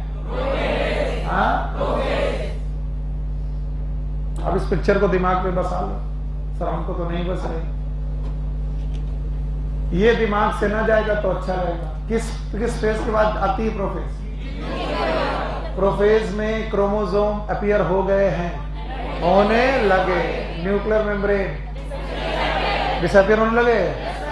इस फेज को किस बात से माना जाएगा चालू हुए? क्या इतने पॉइंट बोल पाओगे? अगर बोल पाओगे तो हीरो बच्चे हो। प्रोफेज में क्या क्या हो रहा है बता पाओगे? हटा दें? अब बताओ प्रोफेज में क्या क्या हो रहा है? कंडेंसेशन ऑफ क्रोमैटिन फाइबर हो गया, क्रोमोसोम अपीयर होने लगे, न्यूक्लियर मेम्ब्रेन डिसअपीयर होने लगी, ER गोल्गी बॉडी, न्यूक्लियोलस होने लगा, सेंट्रोसोम अपोजिट पोल में गए। कहां गए और वो वहां पर बैठ गए, एस्टर निकालने लगे। कितने एस्टर? दोनों पोल के एस्टर मिलाकर स्पिंडल बना, इसका नाम माइटोटिक apparatus। फिर से बोलो, पक्का? It was the first phase. बोलो कौन सी? Also known as prophase. Prophase के बाद आता है metaphase.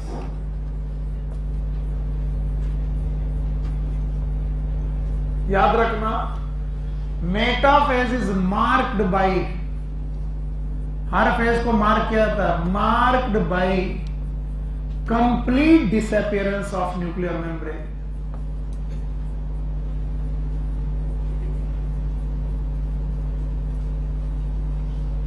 Complete disappearance of nuclear membrane. Nuclear membrane पूरी तरीके से डिसअपियर हो चुकी है। तो अगर कभी कोई टीचर ऐसे बना दे कि ये मेटाफेज चल रही, बताओ सही है कि गलत? क्योंकि मेटाफेज शुरू ही तब मानी जाएगी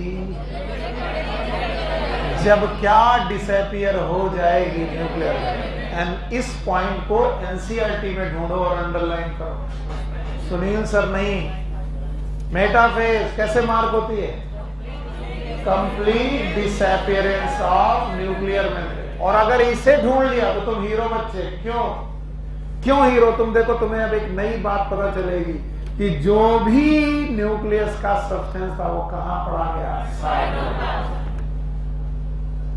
अब कोई न्यूक्लियस की बात नहीं करेगा, क्या करेगा? साइटोप्लाज्म। और तुम्हें मालूम था कि कंडेंसेशन चल रहा था किसका? तो याद रखना, chromosome they are spread into cytoplasm. Chromosome पूरे साइटोप्लाज्म में स्प्रेड होने लगे। कोई पूछे वाई पूरे साइटोप्लाज्म में?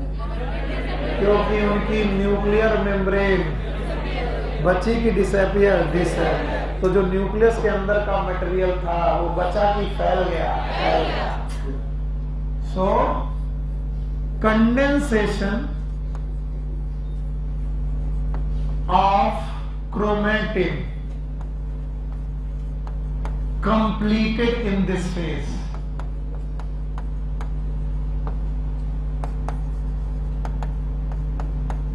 इस फेज में क्रोमैटिन का कंडेंसेशन कंप्लीट हो गया and the chromosome appears in best morphology। सबसे बढ़िया मॉर्फोलॉजी में क्रोमोसोम यहीं पर अपीयर हुए। और बोलते हैं कि अगर आप क्रोमोसोम की साइज देखना चाहते हैं, मॉर्फोलॉजी देखना चाहते हैं, उनकी थिकनेस देखना चाहते हैं, तो this is the best stage. Best stage है, इट इज मेटाफेज।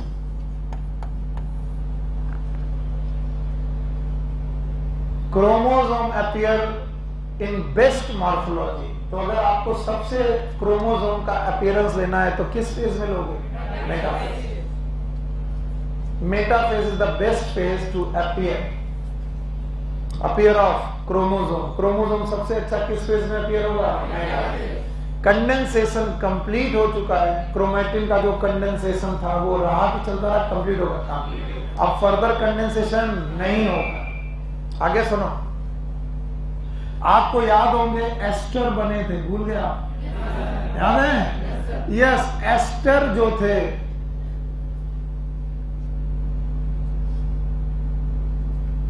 एस्टर जो भी बने थे वो सेंट्रियोल से बने थे और उन एस्टर से बेटा फाइबर निकलना चालू हुए थे। But these fibre they attach to the, याद रखना कहां से अटैच हो गए? क्रोमोसोम के साथ ये एस्टर फाइबर अटैच होने लगे। आंसर नहीं आया। बताओ पहले जो ये फाइबर थे इनका नाम क्या था? एस्टर। बताओ ये क्रोमोसोम में अटैच थे कि नहीं थे? आप क्या हुए? अटैच हो गए। और अटैच होने पर बने स्पिंडल फाइबर्स। बोलो क्या बने? और these apparatus are known as spindle apparatus। It is known as spindle apparatus।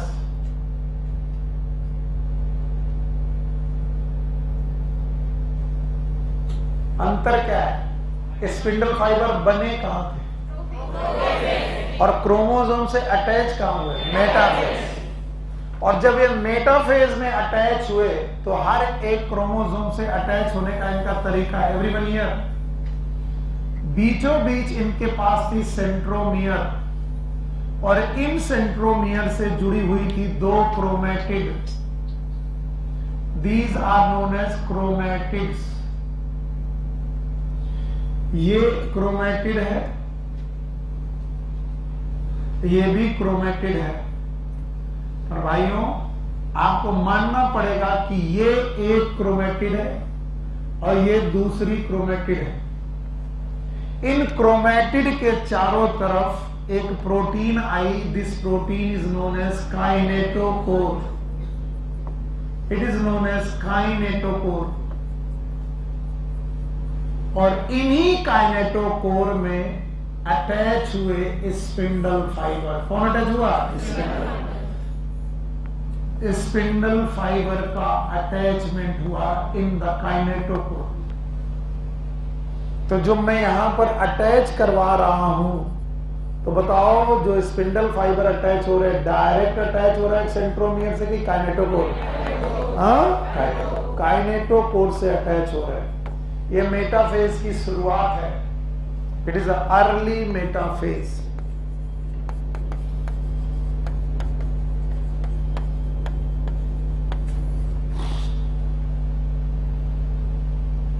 हाँ, नींद आने लगी। मैंने पहले कहा था नींद आएगी, इसीलिए तुमको कहा था कि सीखो। प्रोफेज में क्रोमोसोम अपीयर हुए, कंडेंसेशन चलता रहा। कहां पर? प्रोफेज। ये कंडेंसेशन कहां खत्म हुआ? प्रोफेज की मेटाफेज। क्या अपीयर हो गए? क्रोमोसोम बेस्ट मॉर्फोलॉजी में अपीयर हो गए। बेस्ट मॉर्फोलॉजी में अपीयर होने के बाद ये सारे के सारे साइज में, मॉर्फोलॉजी में देखने में सबसे अच्छे। अगर तुम्हें क्रोमोसोम की मॉर्फोलॉजी चेक करनी है तो किस फेज में जाओ? प्रोफेज की मेटाफेज? मेटाफेज। साइज देखना है, मेटाफेज।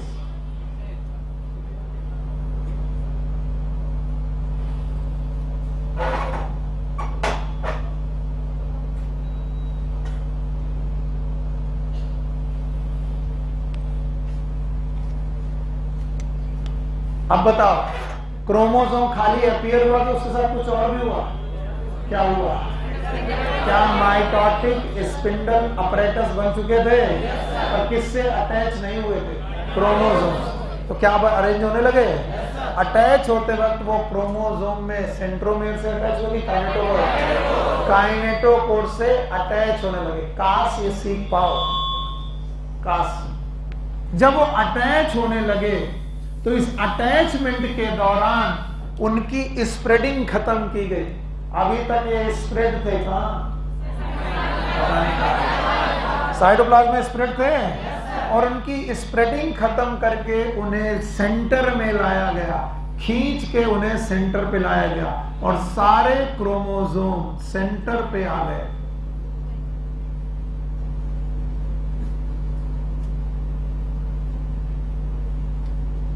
और जो सेंटर पे क्रोमोसोम आए हैं वो सेंटर में आए हुए क्रोमोसोम स्पिंडल अपरेटस के साथ बचे हुए हैं। तो this is spindle apparatus with the centrosome.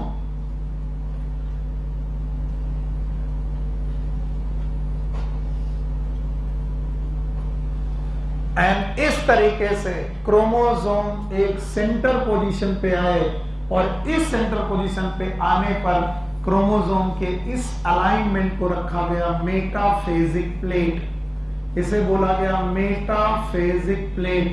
और बोला क्या, क्रोमोसोम पूरी कोशिका में स्प्रेड होने की बजाय एक प्लेट में आकर के अरेंज हो गए, and this plate is nothing but metaphasic plate. और ये स्प्रेडिंग खत्म किसने की, इनका धन्यवाद करो, बोलो कौन, स्पिंडल अपरेटस।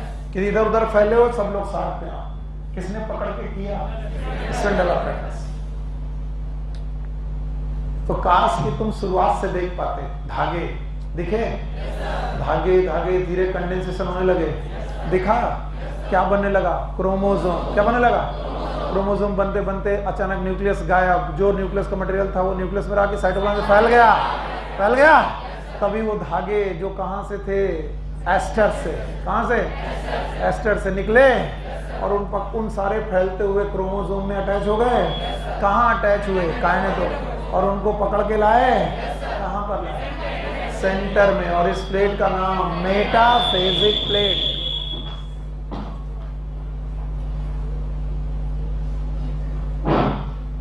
कौन सी प्लेट, मेटाफेजिक प्लेट पे लाए। और मेटाफेजिक प्लेट में लाने का काम कौन कर रहा है, स्पिंडल। तो स्पिंडल एस्टर फॉर्मेशन शुरू कहां हुआ था, हाँ? पर क्रोमोसोम से कहां जुड़ा, और क्रोमोसोम से जुड़ना it is known as spindle apparatus. उस वाले का नाम था माइटोटिक अपरेटस, इसका नाम। तो स्पिंडल अपरेटस बन करके क्रोमोसोम के साथ अटैच हो गए। कौन सी फेज, मेटाफेज। अब दोनों फेज को अलग अलग पूछूंगा, बताइए कैसे पता चलेगा प्रोफेज चालू, किसका, कंडेंसेशन, हाँ?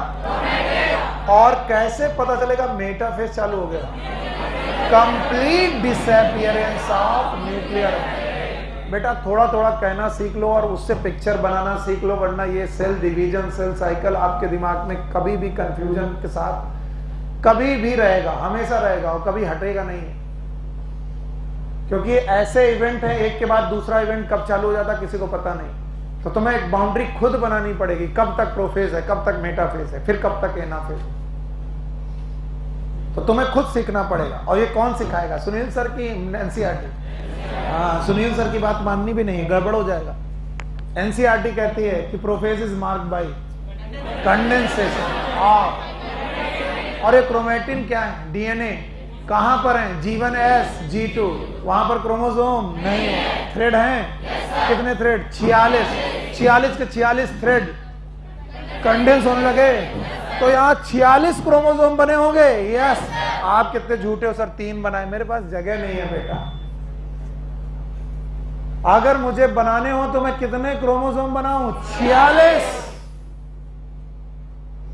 ह्यूमन के पास कितने, 46, 46 के 46 क्रोमोसोम एक प्लेट में आ गए।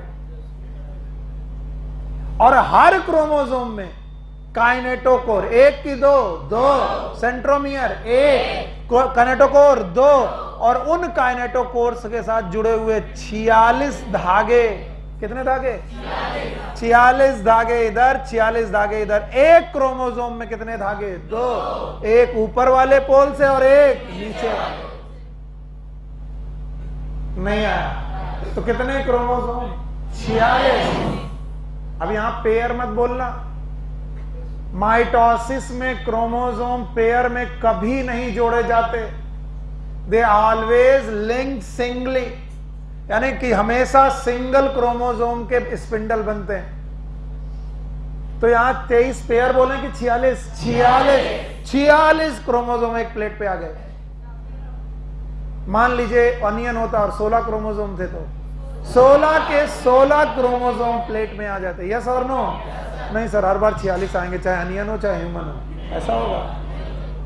और हर क्रोमोसोम में बनने लगे स्पिंडल, और ये स्पिंडल पहले क्या कहलाते थे, एस्टर। आज एस्टर कहलाएंगे कि जुड़ गए, और इसीलिए क्या बोलेंगे, स्पिंडल।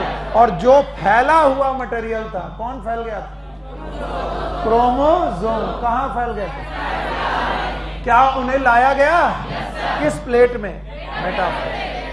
मेटाफेज। टाइम काफी हो गया, आगे सुनो, आगे बढ़े। चलो अब क्या मैं एनाफेज के पॉइंट लिखूंगा, बता पाओगे, सॉरी मेटाफेज के पॉइंट लिखूंगा, बता पाओगे। चलो भाई, प्रोफेज के पॉइंट तो लिख दिए थे, अब मेटाफेज के पॉइंट लिखो। पहला पॉइंट, कंप्लीट डिसअपियरेंस। हाँ, कंप्लीट डिसअपियरेंस किसका? Of nuclear membrane. आज जब तक बेटा टेलोफेज खत्म ना हो जाए, आप लोग ये नहीं बोलेंगे 1:30 बज गए। आज मैं इस अवस्था में नहीं हूं कि बीच में छोड़ दूं, वरना फिर से यहीं से पढ़ाना पड़ेगा। दूसरा बोलो, एस्टर बना कि स्पिंडल? स्पिंडल फॉर्मेशन हुआ? बताओ, क्रोमोसोम स्प्रेड थ्रू। हाँ, क्रोमोसोम पहले स्प्रेड थे, स्प्रेड थ्रू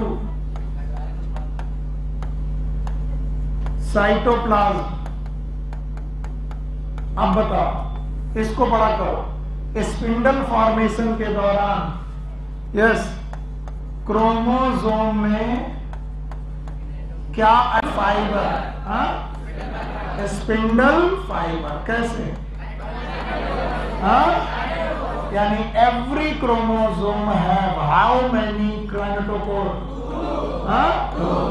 क्रोमोसोम 2 काइनेटोकोर, और इन 2 काइनेटोकोर पर एक तरफ से फाइबर की, दोनों तरफ से, दोनों। ये है मेटाफेज। मेटाफेज का क्रोमोसोम थिकेस्ट कैसा? शॉर्टेस्ट कैसा? Shortest. Why shortest? Maximum condensation, minimum की मैक्सिमम। और अगर मैक्सिमम कंडेंसेशन है तो बेटा लॉन्गेस्ट की शॉर्टेस्ट, शॉर्टेस्ट, थिकेस्ट। और मॉर्फोलॉजी में बेस्ट। अगर आपको क्रोमोसोम की मॉर्फोलॉजी देखनी है, किस तरह से देखनी है? हाँ, अपने मेटाफेज में 2 पॉइंट क्या लिखे हैं, पढ़ो। एनसीईआरटी कम, एनसीईआरटी लाओ, ताकि ये ना हो कि सर आपने पढ़ाया नहीं था। मेटाफेज के 2 point, spindle fibre attach to kinetochore of chromosome. Chromosome are moved to spindle equator and get aligned along the metaphase plate through spindle fiber to both poles। बताओ इस प्लेट का नाम क्या होगा? मेटाफेज। तो पहले जो स्प्रेड थे वो स्प्रेड रहेंगे कि प्लेट में आएंगे? एंड कहाँ गया स्प्रेड? देखा, they are in metaphasic plate. अब कुछ लोगों को यही नहीं समझ में आ रहा होगा कि प्लेट में कैसे आया, कौन लेके आया? पहले न्यूक्लियस का मटेरियल फैल गया था, कहां गया था? साइटोप्लाज्म। साइटोप्लाज्म में गया था, और साइटोप्लाज्म में जाने के बाद उसमें कौन अटैच हुआ? स्पिंडल। कहां पर? काइनेटोकोर। और उन्हें कहां लेकर आए? बीच में, इक्वेटर में लाए। न्यूक्लियस के इक्वेटर में कि सेल के? और जब इक्वेटर में आ गया तो इस प्लेट का नाम क्या रखा गया? Metaphase plate. फिर से बोलो। नाउ मेटाफेज प्लेट के बाद आता है anaphase, and the anaphase is known as up stage. और अप स्टेज क्यों बोलते हैं उसका कारण सुनो। फर्स्ट स्टेज कौन सी थी? प्रोफेज थी। Second stage metaphase. Second stage के बाद आई anaphase, that is known as up stage. ध्यान से देखिएगा, और अगर आप मुझे बताते जाएंगे तो इसका मतलब आप मेरे साथ हैं, नहीं तो आप केवल सुन रहे, सीख नहीं रहे। बताइए, मैं न्यूक्लियस बनाऊं, कब अपीयर डिसअपीयर हो गया? अभी क्रोमोसोम कहां पर हैं? सेंटर प्लेट में है। 2 ही हैं कि 46? क्या यहां पर फाइबर बन चुका है? बताओ, यहां काइनेटोकोर है? बताइए, ये किसका न्यूक्लियस है? मेटाफेज। तो मेटाफेज की सेल है, न्यूक्लियस तो गायब ही हो चुका है। अब आई anaphase. Anaphase is marked by, सुनना, anaphase is splitting of chromosome. नहीं समझ में आया?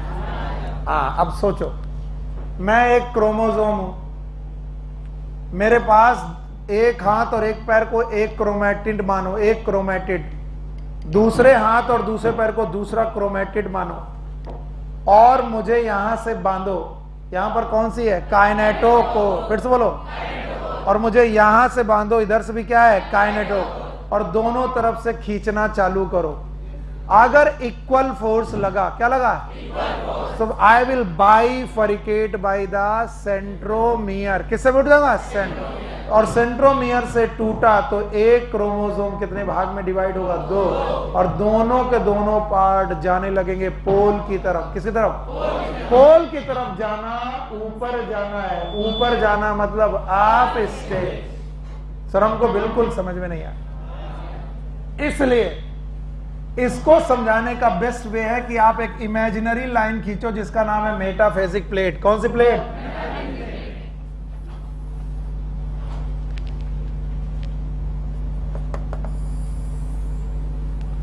और इस मेटाफेजिक प्लेट पे जो मैं कर रहा हूं उसे ध्यान से देखिएगा। अभी मेटाफेजिक प्लेट के बीचों बीच सेंट्रोमियर था। सेंट्रोमियर में एक क्रोमेटिड इधर थी और एक क्रोमेटिड इधर थी। मैं एक क्रोमोसोम से समझा पाऊंगा, 10 से नहीं, वरना मुश्किल हो जाएगा। मान लो इसी क्रोमोसोम को दिखा रहा हूं और इधर से इसमें एक फोर्स लगा थ्रू काइनेटोकोर और इधर से भी इसमें एक फोर्स लगा थ्रू काइनेटोकोर। जैसे ही काइनेटोकोर में फोर्स लगा, इसने क्रोमेटिड को खींचना चालू किया और क्रोमेटिड कहां से जुड़ी थी? सेंट्रोमियर। सेंट्रोमियर स्प्लिट हो गया। सेंट्रोमियर, और जैसे ही सेंट्रोमियर स्प्लिट हुआ ये 2 भागों में विभक्त हुआ, लाइक दिस।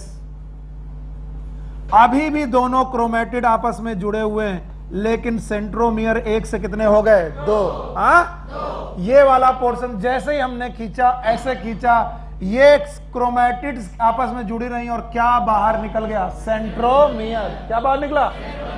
थोड़ा और खींचा गया इसे, कि और खींचा गया। जैसे और खींचा गया, सेंट्रोमियर और ऊपर जाने लगा। दोनों क्रोमेटिड का सेंट्रोमियर और ऊपर जाने लगा, और सेंट्रोमियर जब और ऊपर जाने लगा, ये खिंचाव बढ़ता रहा, बढ़ता रहा। अब सुनो, ये एक क्रोमोसोम था। यहां ध्यान से सुनना, यहां आधे लोग लुढ़क जाएंगे। ये एक क्रोमोसोम था जो ओरिजिनल अमाउंट में था कि डबल में? इसी को पढ़ा पढ़ा के मर गया मैं। ओरिजिनल में कि डबल में? नंबर में एक था, अमाउंट में डबल। हाँ, और जैसे अमाउंट में डबल था, इसकी अमाउंट इक्वल की गई। क्या की गई? और इक्वल करने का तरीका क्या? अजीब पागलपन है। अमाउंट को इक्वल करने के लिए इसे नंबर 2 कर दिया गया, 2 भागों में बांटा गया। यानी कि अब एक क्रोमोसोम ये हो गया और एक क्रोमोसोम ये हो गया। यस और नो? और इसका मतलब ये लोग जो हैं अलग अलग क्रोमेटिड है, ये फ्यूचर क्रोमोसोम है। क्या है? इसका मतलब अब एक क्रोमोसोम से 2 क्रोमोसोम बनने लगे। एक क्रोमोसोम से, इसका मतलब N से बना 2N, हाँ, और दूसरे N से बना 2N। यस और नो? तो इसका मतलब आप कितने बनने लगे? 4N। दिमाग खराब। मैं तो जानता हूं ना दिमाग खराब, इसलिए काउंट करो कितनी क्रोमोसोम थे? 46। बोलो 46। फिर से बोलो 46। और 46 होना N होना कि 2N? फिर से बोलो। और 46 क्रोमोसोम 2 भाग में बटे, तो 46 दूनी 92 क्रोमोसोम क्रोमेटिड टूट के अलग होने लगे। 92 chromatid. What it means? 2N 2N, एक बार की 2 बार। फिलहाल तुम यहीं रहो, तुम्हारी गणित अभी इतनी अच्छी नहीं है, मैं जानता हूं अभी इतनी अच्छी गणित नहीं। मैं वापस लेके चलूंगा वहां से। बताओ, एक क्रोमोसोम में स्प्लिटिंग हुई, स्प्लिटिंग में क्रोमोसोम ऊपर जाने लगे, और कुछ देर बाद ये मेटाफेजिक प्लेट को ऊपर जा करके निकल भी गए, पोल की तरफ चले गए। और जैसे ही ये पोल की तरफ जाने लगे मेटाफेजिक प्लेट को छोड़कर, हमने कहा एनाफेज कंप्लीट। कौन सी फेज कंप्लीट? कौन सी चालू? टीलो। कब छूटा? कौन छूटा? ये प्लेट का नाम बताओ। Metaphasic plate. और ये एक क्रोमोसोम की छूटी की 46 के 46, और हर एक क्रोमोसोम कितने भाग में टूटा? 2। तो बताओ, एक क्रोमोसोम से फ्यूचर के कितने क्रोमोसोम बनने लगे? 2। तो अगर 2 क्रोमोसोम होते तो 46 होते तो, यानी 46 ऊपर 46। कसम से सर बिल्कुल समझ में नहीं आ रहा। मम्मी कसम बिल्कुल समझ में नहीं आ रहा, बिल्कुल नहीं आ रहा। इसीलिए जीवन से लेकर यहां तक तुम्हें लाना ही लाना है, और मैं इसको सिखा लूंगा, चिंता मत करो। एना फेज तक केवल मुझे बताओ क्या हुआ। एना फेज तक में, एना में इस स्टेज का नाम क्या है? आप स्टेज। फिर से बोलो, पक्का? चलो मेरे बच्चे ध्यान सुनना, ध्यान सुनना। अगर तुम यहां तक पहुंचा गए तो मैं तुम्हारे लिए बिल्कुल समझ लो एक ना एक दिन चॉकलेट जरूर खिलाऊंगा। यहां तक अगर पहुंचा गए, आज बहुत मेहनत की है तुमने। बताओ, आप स्टेज है, क्रोमोसोम मेटाफेज में आए, मेटाफेज में आने के बाद स्पिंडल कॉन्ट्रैक्शन चालू हुआ। एनाफेज की शुरुआत है splitting of centromere, splitting of centromere, it is a start of anaphase. और जैसे ही एक क्रोमोसोम दो भागों में टूटा, बताओ एक क्रोमोसोम से कितने बनने लगे? दो। फ्यूचर के दो क्रोमोसोम, यानी फ्यूचर का जो दो क्रोमोसोम होगा वो नंबर में तो इसके रेस्पेक्ट में डबल हो गया होगा, और अमाउंट में हाफ नहीं आया। और जो अमाउंट में हाफ हुआ होगा वो जीवन के रेस्पेक्ट में इक्वल, क्योंकि जीवन से क्रोमोसोम आते आते इक्वल हुआ था कि डबल? भैया ओ बॉर्न, एनसीईआरटी में ना समझ में आएगा, इधर देखते रहो। हो सकता है इसकी 2 क्लासेस मुझे अपनी खर्च करनी पड़े, मैं तैयार हूं।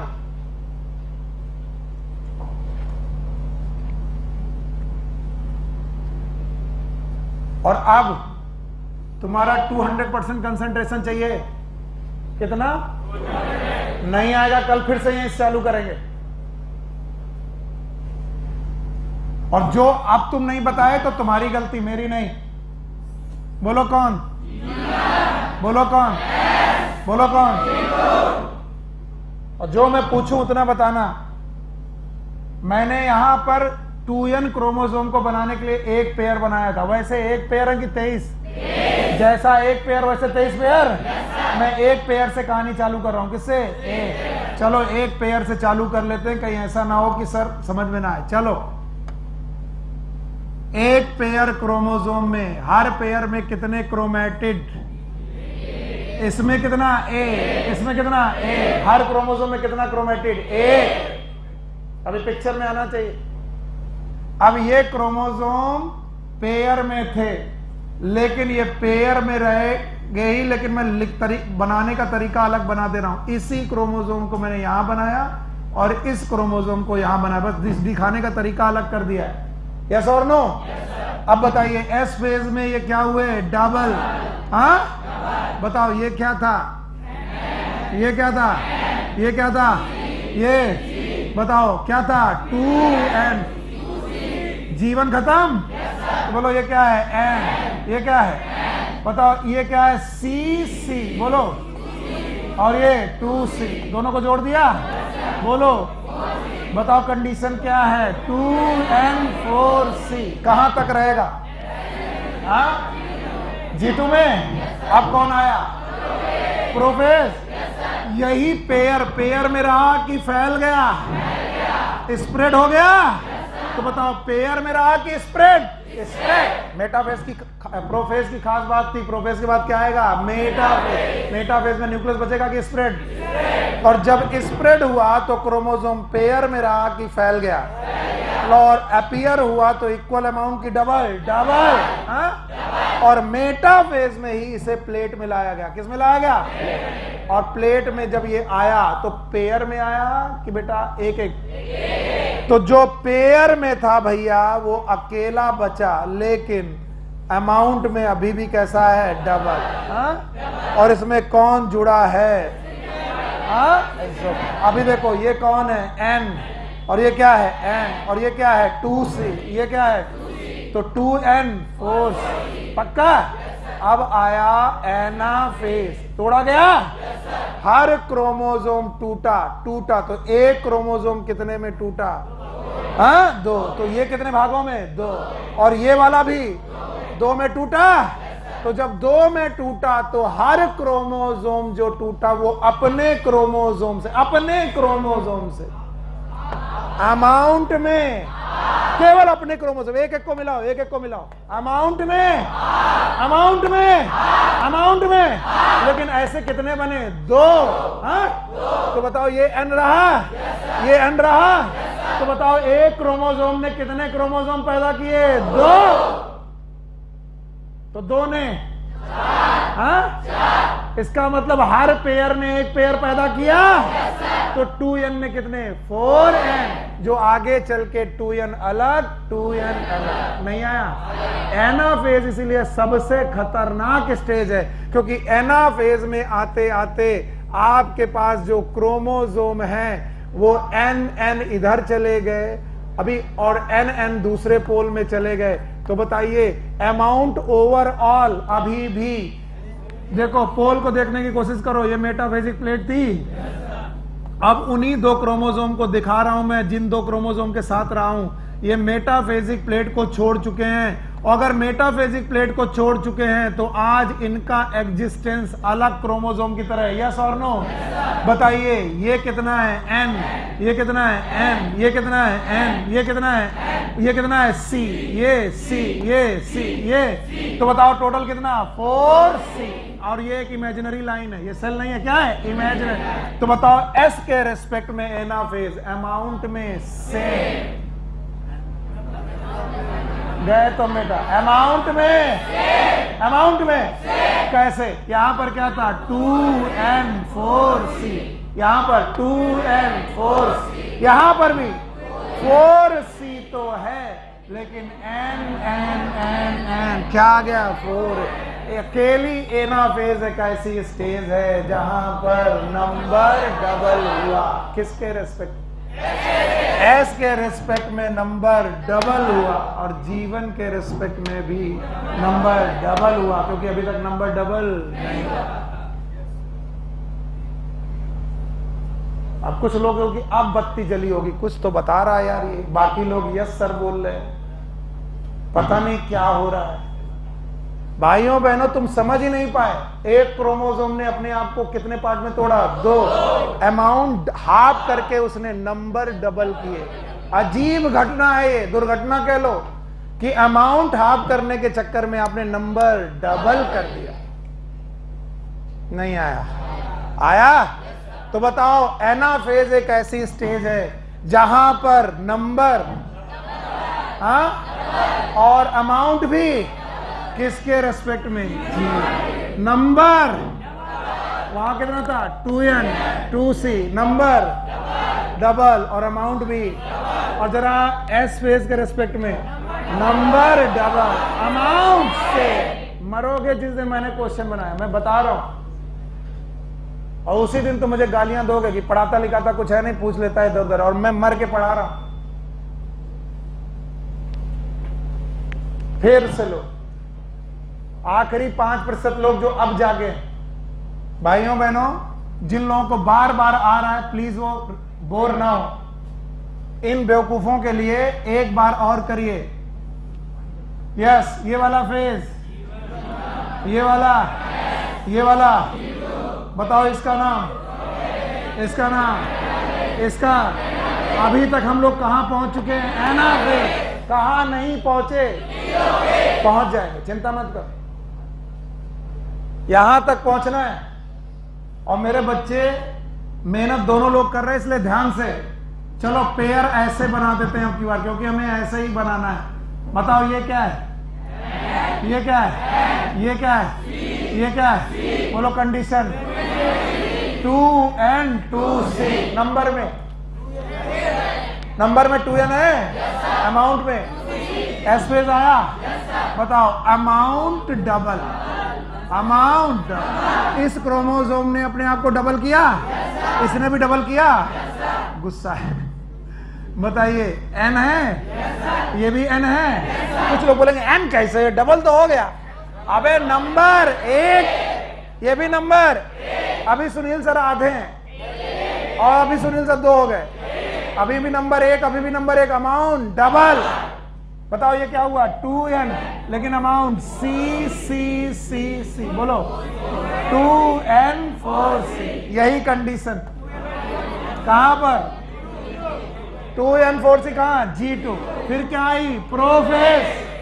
मम्मी का समय पूरा ध्यान लगाओ, ये मम्मी आज बहुत उड़ाएंगे तुमको। बोलो प्रोफेस में 2n 4c आया। और बेटा न्यूक्लियस डिसअपियर होने लगा।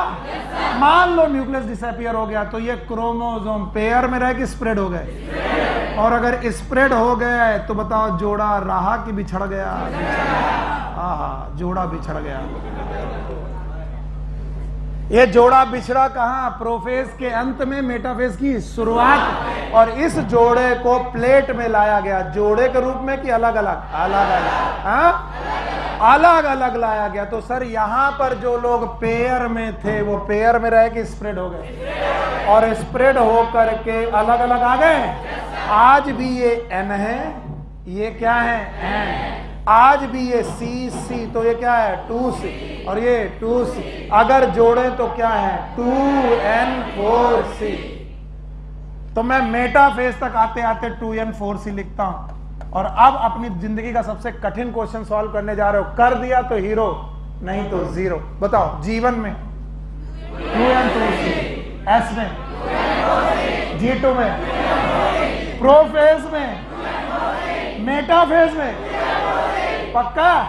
और जैसे एनाफेज आई, हर क्रोमोसोम ये वाला बताओ टूट गया, और टूट करके मेटाफेजिक प्लेट से अलग होने लगा। और अगर होने लगा तो हर एक क्रोमोसोम ने फ्यूचर के कितने क्रोमोसोम पैदा कर? दो पैदा किए। तो बताओ, जो 2 क्रोमोसोम पैदा किए उस हर क्रोमोसोम में amount C, amount C, amount C, amount, और इसका नंबर N, इसका नंबर N, इसका नंबर, इसका नंबर। और इसलिए आज एक कोशिका में चारों साथ रह रहे। तो कोशिका में न्यूक्लियस बना तो एक कोशिका में पूछा जाएगा, क्योंकि न्यूक्लियस अभी नहीं है। न्यूक्लियर मेम्ब्रेन कहां डिसअपियर होगी? मेटाफेज, और अभी तक रीअपियर। तो एक कोशिका में कितने लोग? 4N और 4C।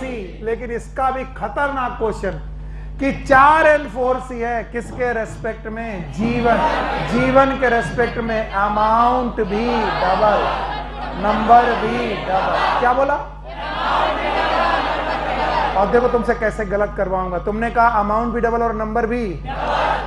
एक क्रोमोसोम को देखा जाए तो एक क्रोमोसोम ऑफ जीवन और एक chromosome of anaphase, amount is same. पगला गया टीचर, अभी कह रहा था कि नंबर डबल, अमाउंट डबल, अब कह रहा अमाउंट सेम। एक क्रोमोसोम। और जब ये लैंग्वेज में मैं लिखता हूं ना, तो तुम लोग मुझसे लड़ने आते हो कि सर एक बात डिसाइड कर लो कि जीवन के रेस्पेक्ट में डबल हुआ है नंबर और अमाउंट डबल की सेम।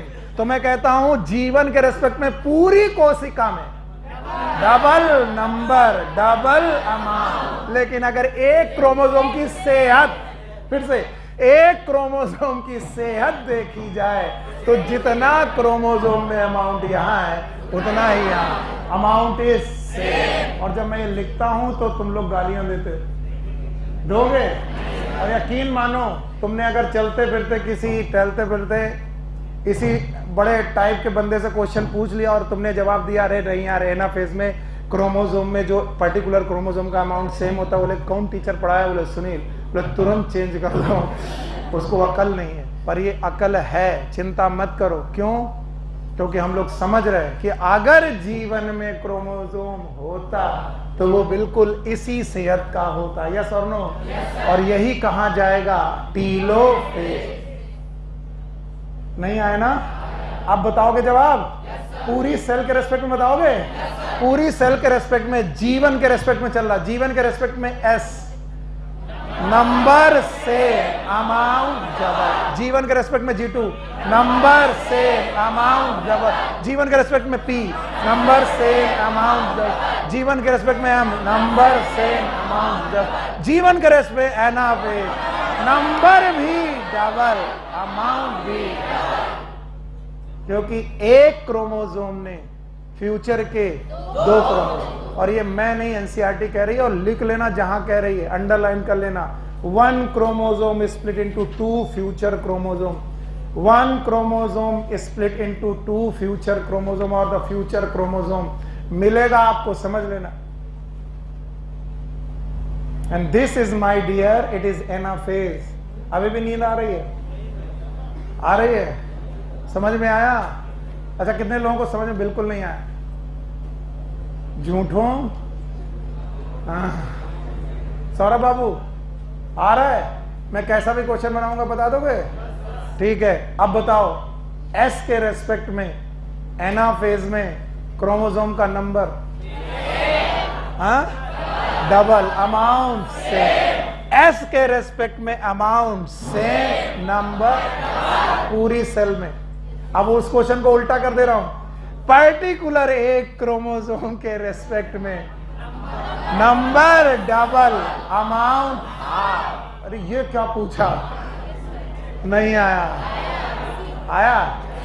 नहीं आया। एक क्रोमोसोम में कितने क्रोमेटिड? 2, और यहां एक क्रोमोसोम में 1, तो एक क्रोमोसोम का अमाउंट हाफ हो गया पर्टिकुलर क्रोमोसोम का। लेकिन ओवरऑल सेल में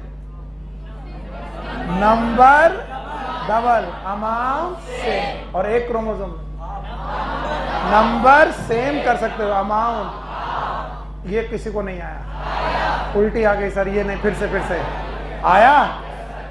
ये इतने खतरनाक टॉपिक हैं बेटा, मैं बता रहा हूं। मैंने शुरुआत करने के पहले बता दिया था इतने खतरनाक टॉपिक हैं कि कई बार हम टीचर आपस में लड़ जाते हैं। वो कहता तूने गलत पढ़ाया, वो कहेगा तूने गलत पढ़ाया, बोलेगा तुझे कुछ नहीं आता, बोले तुझे कुछ नहीं आता। बेवकूफ है, बच्चों को बेवकूफ बना रहा, और हम लोग आपस में लड़ जाते हैं। तो कौन सही है? एनसीईआरटी कहती है कि एक क्रोमोसोम स्प्लिट होकर के फ्यूचर के क्रोमोसोम बनाता है कितने? 2। तो 46 ने कितने बनाए? 92। पक्का? और ये सब पेयर में है कि अनपेयर्ड? अनपेयर्ड। हटा दें? अभी नहीं आया सर। अगर आ गया है तो अब आई टीलोफेज, सबसे सिंपल फेज है। बस पढ़ के जाओ, घर जाओ, उसके बाद साइटोकाइनेसिस कल पढ़ाएंगे। Telophase, it is known as end phase और एंड स्टेज। सुनो बेटा ध्यान से। और बोलते हैं ये फेज एनाफेज के बाद आती है, और इस फेज की खासियत है कि सब लोग अपने अपने पोल में पहुंच चुके हैं। The chromosome they reach to their पोल।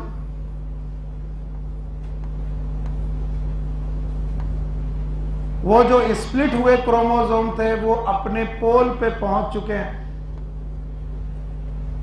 और इनका स्पिंडल टूटने लगा है। It is mark bye dissolution of spindle. Telophase is mark bye dissolution of spindle. एक तो स्पिंडल बेकार होने लगा, दूसरा डीकंडेंसेशन ऑफ क्रोमोसोम। जो क्रोमोसोम थे वो डीकंडेंस होने लगे। लाओ भैया मफलर दो।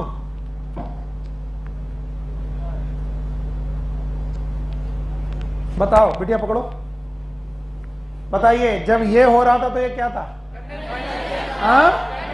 कंडेंसेशन हो रहा था। ये कब हुआ था? और क्रोमोसोम बन चुके थे। अब क्रोमोसोम बनना खत्म हो गया। बताओ ये कंडेंसेशन की डीकंडेंस? अगर डीकंडेंसेशन होने लगा तो क्रोमोसोम बनेगा कि क्रोमैटिन? क्रोमैटिन। तो appearance of chromatin again, reappearance. Again का मतलब होता है reappearance. Reappearance of chromatin. Chromatin फिर से बनने लगी, और जैसे ही क्रोमैटिन बनने लगी दोस्तों, ये कुछ सीन ऐसा आया, और इसमें न्यूक्लियर मेम्ब्रेन रीअपीयर होने लगी। सॉरी, न्यूक्लियर मेम्ब्रेन रीअपीयर होने लगी,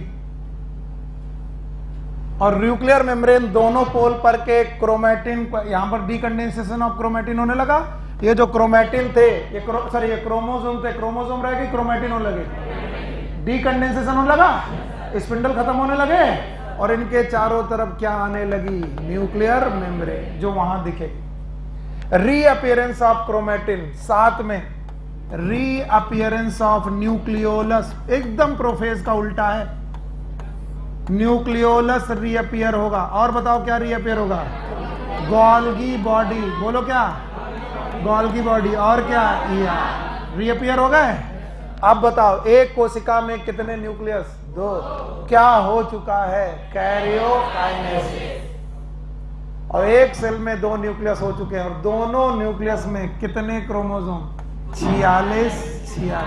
भूले नहीं हो तो 2n2c 2n2c। सर अभी नहीं समझ में आया, फिर से बताएं। तो बताओ 2n2c में अब क्या डाल दी जाए? Cell wall. तो बताओ एक सेल से कितनी सेल? 2। सेल वॉल का डालना इट इज कैरियोकाइनेसिस की साइटोकाइनेसिस। तो आज साइटोकाइनेसिस चलें कि बस बताओ चारों फेज अलग अलग बता दोगे? चारों फोर को मार्क कर दो, फिर घर जाओ मार्क कर दो। प्रोफेज का मार्क, कंडेंसेशन ऑफ क्रोमैटिन, पक्का disappearance of nuclear membrane. Prophase शुरू है पूरी तरीके से disappearance, splitting of centromere, reappearance and decondensation of और क्रोमोसोम। याद कर पाओगे? जल्दीबाजी नहीं ना सर, प्लीज ना करो प्लीज। ये कौन? जीवन एस जी। बेटा टीलोफेज रह गया है। एनाफेज की चीजें टीलोफेज में भी हैं, लेकिन यहां पर 2 न्यूक्लियस आ चुके हैं। कितने? तो जो एनाफेज में है वो टीलोफेज में, एक्सेप्ट वहां पर कितने न्यूक्लियस आ चुके हैं? 2। तो एक न्यूक्लियस के रेस्पेक्ट में जीवन करोगे तो जीवन और 1 nucleus of telophase is same, otherwise it is like anaphase. किसी को मतलब ही नहीं, वो अपना बतिया रहा है। लो बेटा लो ना। तुम्हें ऐसा लग रहा है जैसे एग्जाम मुझे देना है और तुम मुझे पढ़ा रहे हो। जो हम कह रहे नहीं सर पढ़ा दो प्लीज पढ़ा दो, नहीं तुमको जाने दो। देखो बेटा, जिसको जाना है गेट आधा खोले, बिना डिस्टर्ब किए निकल जाए। बाकी मेरे बच्चे 5 मिनट और 5 मिनट में जिंदगी बन भी सकती है। जानवी इतना काहे तकलीफ है? काहे की क्लास है? कहां पर बजे क्लास? जाओ कल फिर पढ़ना। Take care. अरे यार जिस तरीके का तुम लोग व्यवहार करते हो ना, कल फिर से